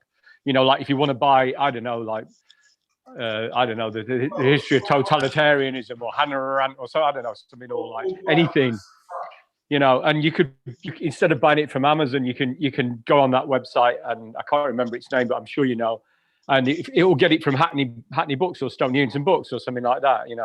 I like that idea. But I would also say, like, we're very lucky as creatives, because we're probably all from Damien Hirst downwards to the kind of person who draws on the corner of the street portraits or something. Everyone does it for kind of a mental health reason in a certain way, and we always can fall on that. And we need to make money and stuff, but we also I think artists personally, like, it improves your practice, and it's good for your practice if you support communities with art. And in this time as well, we've got to think about the people who aren't creative, who have had a really, really rough time in lockdown. The people who don't have a thing that they can fall back on, or even the means to do that. And maybe it's a way of looking at, okay, we could put things in place where people could kind of have access to stuff that they could it could have an impact on them and become part of their practice of well-being, or from very low things to really ambitious ideas that could help them. Artists could help people who aren't creative, and offer things. So there's community. In a way, it's more about a flow really than anything else, isn't it? I think so. Yeah. I mean, I like more than it's the two. Benefited me. Yeah. It's a good thing to do, and especially in these times, I just think there's a lot of people who aren't creative, who kind of don't have the toolkit to be creative. I'm lucky. I went to a university and got an MA, and I got paid by the government to do that, a Labour government or and I guess all the people who did that of my generation, including people like Tony Blair and that, they're the ones who kind of abolished it. And I think aspirations, it's very expensive to go to university now. Nobody's going because they don't know whether they're in lockdown or they're going to be locked in their dormitories. Why should they pay for rooms? There's loads of stuff like that. But I'm lucky in a way, and a lot of people are to be able to study and be creative. And I guess, all I'm saying is, like, there's a lot of people who could be creative and have never had the means because it's just not in their toolkit, because it's denied to them by the bigger state. And it's kind of like, maybe it's the artist's idea, especially now, it should focus people on, like, that guy on the corner street who's not having a great time every time I see him in the shop. Maybe, maybe there's a way we can engage people and engage the community and bounce it back like that. And of course, it's very good for you. It makes you feel better about yourself. And that's a good thing, isn't it? That's absolutely. All. So spread the creativity, grow the creativity. Yeah, but big thanks to the guy who buys actual stuff from bands and that. Yeah. I haven't played music for a year. It's driving me mad. Sorry, I keep pressing the wrong button there. But anyway, I think that's the effect of the first beer in a long time. There's some really good points there about creativity, and I think your mic may be a bit too loud also. Oh, now my mic's too loud, is it? Give us a kind of indication. Testing. How's that for people? And Margot, there's 2 extra batteries for the other headset mic. I don't know where they are. But anyway, without this falling apart too much, let's go straight to. Good luck finding them in this studio. Let's go straight to Jordana. You've got a point there. I mean, we're talking about spreading the creativity, growing the creativity as well, not just spreading it. What's your point? It sort of nicely falls after Pete's point, really, coincidentally. I mean, it's just a way through lockdown. I started an art project with my mum, who's in her 70s and was struggling. Hi, Mum, if you're watching. I'd also not being able to kind of practice, just didn't have the motivation, or just busy, or just not in the right state. And we set up a weekly Zoom where we would just set each other little tasks, and the improvement on our well-being, both of us, just to have that connection and actually create something really good. And we ended up in a little exhibition, which was fantastic. But yeah, just making the point about, I think Pete's point about how art can connect, it can reach, it can help your mental health and well-being. And, maybe the difference between artists and non-artists is a slight myth, really. It can be used for the good. So yeah, that was just my point, really, that lockdown actually created something new. I just asked Jordana, what is it about the art that is good for you, so to speak? What is it, or whatever creativity it is? What element of that? Why is that good for you? It's a language. It's an expression. It's a connection. It's a two-way experience. Where I can't articulate myself with words, I feel I can express myself with things, my body or what I make. It's also a human right. Obviously, politically, art is suppressed wherever possible because it gives people a voice and a language and power. So it makes me feel powerful, or at least equal. I enjoy working with other people that we can create together, create conditions to try and change things. And just on the note of sort of political, and is the revolution 2 weeks away? There is this kind of empathy and kindness, that can actually last, it can build, it's a quiet warrior, and I'm a big believer in that. So it may not always be the loudest, it might be the quietest people and the calmest people, of which I wouldn't say I am one, but it's just, it doesn't always have to be so loud, it doesn't have to be so, it can be quiet, it can be kind, it can be gentle, and I'm a big advocate of that. So yeah, that's just my point. I think a gentle relationship art project with my mum, over lockdown was as powerful and transformative of something, a lot bigger, and Grow is kind of an art project in its own right, but it's the small to the big, whatever kind of makes the difference. Yeah, I'm picking up what you're saying there, when you're getting a thumbs up from Steve as well. If you want to come in, I think Jorga's going as well, so maybe if you're going, and I will say this, is he gone already? No, I think. He's gone. You just missed him. People, if you go, literally. Just please give us a final thought. Like about 10 people have jumped off of this without the final thought. I have been trying. I've been trying to let people know about the final thought. Final thought, yeah. Dialing back from Germany. Yeah. The final thought. Terrible practice. Anyway, we are actually into final thoughts kind of territory, but I think we're really on a rich one now in terms of this kind of expression, creativity, and this quiet revolution that Jordana's talking about. But we are actually kind of into final thoughts territory anyway. For some people, like George, who hasn't said anything yet, it's an initial thought as well as a final thought. I think your mic is not working also. My mic not working? Oh, no. Don't give me that. Okay. Sorry. All of that was top class chit chat as well. Still audible. I know. I was saying we're in final thoughts territory, and this is like, you know, Too loud. This is too loud. Okay, right. Okay. Anyway, final thoughts, people. That simple. Anyone got a final thought for this? George. George, have you got a final thought or an initial thought? Which is it? Both. Both. Yeah. Well, I only caught the last 10 minutes of this, but and I wouldn't really call myself an artist in this company, but I do love and appreciate the work that you guys do, and especially this is, I guess, you know, People Speak has been lucky that it translated well into lockdown with the format, and not everyone else can be that. We try our best. We try our best, you know, George. But you know, I do like touching people around. I'm not going to touch Margot because that's against the rules. But I like touching people. I like having people close at hand. You know.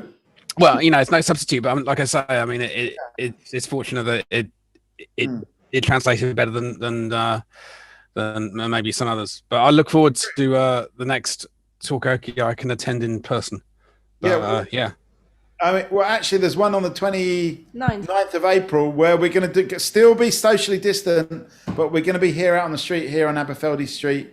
All right, you heard it here. We're not actually at Grow. We're in Aberfeldy Street in Poplar, but 29th, there will be a socially distant on the street Talkaoke, weather permitting. But yes, thank you, George. I'm going to come back to you because I feel that was an initial thought rather than the final thought. I'll work on it. I might come back to you, so have a think about that. Let's get some other final thoughts, though. I felt Simon, you got your hand up there. Yeah. So we were out and about, so we couldn't catch all of what was said, but we caught bits. And regarding, I mean, have people changed? Well, I feel like tonight there was a very definite atmosphere of more relief and excitement about the fact that we can go out. And people did seem very measured, and their sort of joy at being out was a very sort of like low-key joy. And we did meet a couple of people as well who said, I've been going to work, and so for me personally, it's not actually been that different. So it's quite a measured, mixed evening it's been. Well, you've been doing a great job out there on the street. And I know how tough it is, and you're probably a bit chilly as well, and you, Natalie, as well. We're going to come back to you, I think, probably for a final thought. But yeah, I mean, it is interesting. I mean, you mentioned the word belief. That's the first time someone said that word tonight, and maybe belief is a really important part of this too. But we talked about so many things tonight, and I just want to take this time as well to point out Rick's visuals that have been happening behind. He's tried to capture those visuals. Will be available on our Flickr site. But thank you, Rick, and let's just give you a round of applause and hit a few positive reinforcement buttons there. But final thoughts, people. We talked about belief. We talked about creativity. We talked about community, about people, about normal, the new normal. We've talked about frustrations, anxiety, depression, all sorts of things. So, I mean, we've done a whole 2 hours, and some people have been with us for the whole journey. So, final thoughts, people. What is the important thing? I mean, where do we go from here? What are the things that we need to remark on, reflect on, etc., etc.? Who's going to be next? Patricia, you're unmuted, so I'm going to just. Okay. I think I was late because I joined this thing late because I had a hangover from last night. So I went to my, somebody invited me over because they booked a table somewhere. I would never book a table to a pub because it doesn't make any sense to me. But anyway, there's somebody said, "Oh, you want to come?" I say, "Yeah." And then my usual pub, the regular, was open, believe it or not. And because, if you know the Cock Tavern in Hackney, it's ridiculous. The beer garden is like smaller than my kitchen. It's ridiculous. Like 8 people, 20 people. That really, not really. And I drank a lot, and I'm not used to drink anymore because I haven't been drinking for a few months. So what I'm saying is like there is something quite beautiful about getting merry and then peace with people. And which is bigger than just being an alcoholic. I'm not an alcoholic, but if you know what I mean, like there is something quite liberating about. Well, the first step is accepting it, Patricia. Yeah, thank you. No, I don't think I'm an alcoholic. No. That's not a problem. I'm just making a joke. The point is community is sociality. That's the point. So I think it's important. I found it very beautiful to be back to be doing that. That's what I'm saying. Drinking, I learned hard because I come from Italy. We drink in a different way. Sorry, I don't want to open up, but I learned very hard to appreciate drinking, and I'm quite happy to go back to that. Oh, fantastic! Good stuff, Patricia. It's funny. I didn't know that they drank in a different way in Italy. In Britain, we just tend to pour it into our mouths, but we'll find out about that in a different Talkaoke session. Natalie, you've got your hand up there. Natalie, come in, Natalie. Can you hear me okay? Yes. Right. I just what Patricia said, I agree. I was thinking the same thing before I put my hands up. I'm in my 3rd year of uni, and there's quite a big drinking culture around being at university. And so I was doing a lot of drinking pre-pandemic, but it was very, at the weekends with people. And then the pandemic came, and some of it turned to being by myself at home in my room and, just listening to music, one person party. And it was fun at first. And then it was a bit like, why am I doing this? It's not the same. So, I've definitely learned to appreciate, that social aspect, and had to reevaluate drinking and alcohol. And I'm very much looking forward to going to the pub with friends and, a little homage to how it used to be. Okay, well, I believe that Grow is open. I don't know if there's tables free. I will be there. So maybe it could even be tonight. You're getting a round of applause as well. Gratuitous round of applause there. Okay, we've got a couple of hands raised. Let me come to you first, Neil. Thank you. Maybe just a final thought to come back to what Jordana was saying about the silent, quiet revolution. And no revolution really comes to mind that took an aggressive approach that still continues to exist today. So only the silent revolutions are the real ones that actually are transformational, have lasting change. I think that's something really, really good to have in mind. That things like this and there's lots of other things which are kind of like still talking about it and having this awareness and sharing that awareness and listening and learning is so important and pivotal in that. That's an awesome point there. So silent revolutions are better than violent revolutions, I think is what you're saying. More effective, at least. Sorry, that's probably an unfair paraphrasing there, but it's the end of the night. So let's just move straight on to Jordana. One of the positives about this kind of forum, the Zoom, is you get a chance to meet people that you wouldn't necessarily meet because you don't tend to talk to people this much you don't know in a public space in a kind of the real world. And I have really benefited by having that open conversation, literally sharing intimate feelings with people you've never met on this on different form. Even today, I was on a group with 12 people. And we were talking about our hopes and dreams. You know, and it was just really cathartic and really special. And you know, I may not see some of you again. I don't know, but you know, just having a space where you can share, and it is actually a new way of connecting. And I hope a hybrid model can continue in some way, because I think there is quite an enriching experience. So thank you very much, just from me, and you know, lovely to meet you all. I haven't met you before, and hopefully see you again. And thanks for your contribution as well, Jordana. Essential contribution, and it has been a great night so far. I'm going to be coming up to Grow to pick up all the equipment that Natalie and Simon are using. What time does the Grow close Hopefully tonight? it will be open in half an hour's time. Yes, we're getting a thumbs up. So let's go straight to Pete, who's got their hands up. Yes, exactly, Simon. Pete. I would just say what I kind of put in the chat, which is paraphrasing you kind of and other people, which is belief, community, creativity, inclusivity, empathy, frustration, reevaluation, participation. And to me, that sounds like a pretty good plan, you know. Yeah. So I'm kind of paraphrasing quite a few people who summing up really their thoughts. Yeah, you're getting a lot of plaudits as well. It's been a great session. How we carry this on is the next question, and I don't know if anyone here is willing to answer it, but you know, send your answers to the postcard to Grow. We had the postcode earlier on today, so you have E7, to rewind. I don't know. What was it? E something or other. E5, isn't it? E5. The post isn't so good here, so. Okay, well, no, it's going to be an email, Jordana. Yeah, E95LN and hello@growhackney.co.uk if you want to put it on virtually or in real life. Exactly, because I think there is an idea of a continuing program, but what will that be?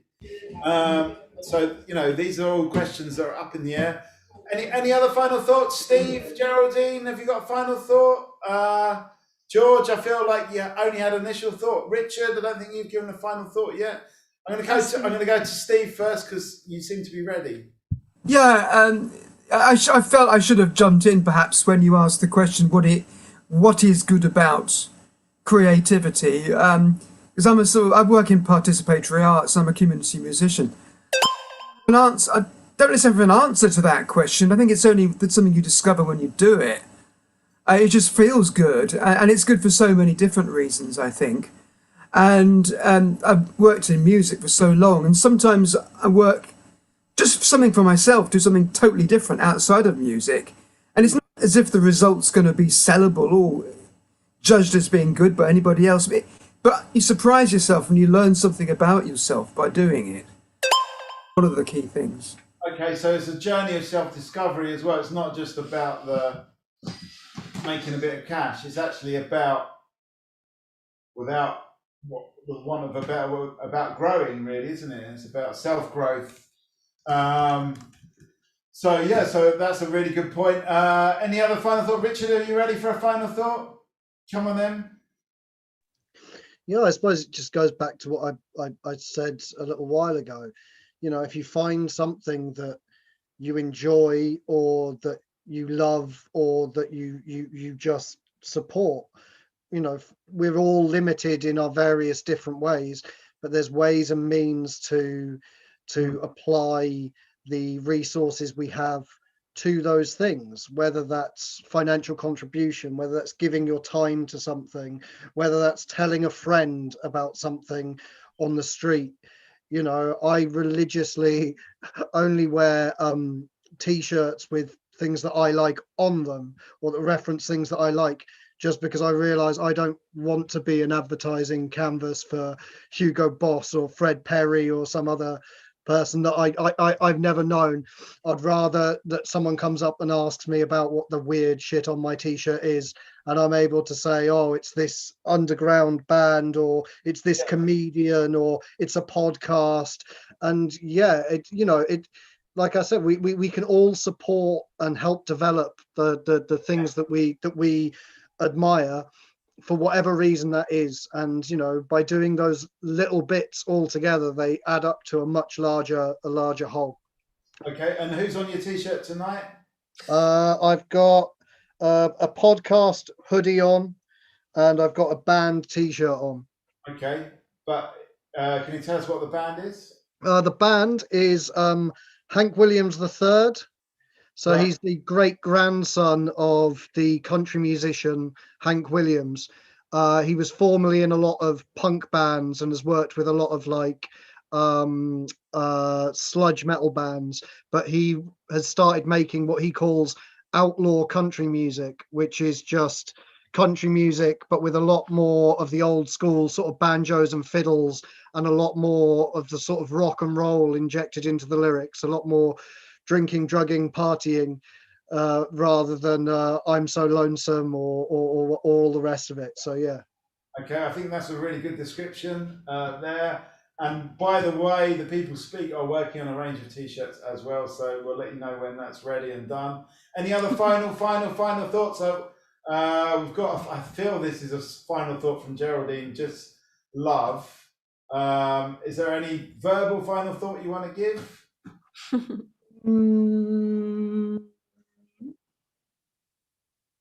Oh, I think it's just a silence. Did you hear that? Does that count as verbal? Yes, it does, yes. I'm going to give you a round of applause as well. Any other final thoughts? Margot? I mean, I really enjoyed tonight, so thank you so much. I feel like even though we are in East London in Poplar, but I feel like I'm in Hackney right now. First question is, what time is last orders at Grow? And secondly, we've got some events coming up, and the closest one is the Mikey mentioned on the 29th of April, 7 p.m. It's our regular Talkaoke. And also Hackney Tours has got something coming up. The one thing that I could find is the Hackney Tours is going all the way to Estuary on the 22nd of May. Yeah, we're going to that event. Are we going to that? Yeah, we're organising a coach if anybody else wants to come and check out what people are doing with containers, how they worship containers. I can hardly contain myself. Same here, so that's why we're going. So you've got the information behind us. But yeah, what time is last orders at Grow? I think that's one for you, Pete or Jordana. Okay. Yeah, I think that's my job, innit, actually. Yeah, actually working. Last orders, well, that would be 10 minutes before 11 o'clock. We close at 11 at the bar. So technically the last order, but bar closes at 11 o'clock. Well, and venue closes at 12. So okay, we're going to put our masks so you've on. got some drinking up time. Yeah, we've got some time, so we're going to get over. You're going to put your masks on. I mean, you know what? I mean, I think it's really about could go and partying, and let's just think about like lots of people, like lots of the people who come to Grow are kind of elderly residents or people who kind of and when I say elderly, I'm talking about myself, people over 50 and people who kind of considered vulnerable to COVID and things like that. It's important if you're really young and you think you're invincible. I've got a friend who's an athlete who can no longer after 3 kilometers he's coughing and spluttering, and to his credit became a coach, retrained as a COVID A&E frontline kind of nurse. And he was 30 years old. So be careful, do it the right way, and actually your venue will get a better reputation for that. I mean, it's about protecting people, whatever your beliefs are. Just do the rules. It's not a big deal, is it? It's like every anarchist was like that, like 2 years ago, and now they don't want to wear masks. Okay, it doesn't make sense to me. Come and have a pint. You don't have to drink, but you don't have to drink a pint with a mask on when you're sitting down. Simple, isn't it? Okay, well that's a great, I think, place to end this, unless anyone's got a final thought they can't wait. Otherwise, we're going to see you at Grow. I'm going to get my bike and go over there now. So hopefully I'll see people at Grow. Anyone that's anywhere close, come along. We'll continue this conversation. In the meantime, I think it's time to play the theme music and say goodbye. Thank you, everybody. So we've been the People Speak. There's been Hackney Tours on the streets, and obviously we're here with Grow, spiritually and hopefully in person shortly. Thanks a lot. Tell everyone and share on all social media. If you've been watching on the stream, please comment. You may have already done that. We haven't had time to have a look at those comments, but we do actually read them. We do. We'd like to know there's people out there. I'm Natalie. Go, Natalie. And a big shout out to Natalie, who's working with the People Speak.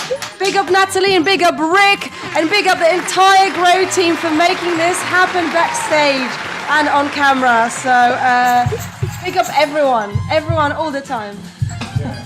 Bye. Thank you everyone. Bye. Bye.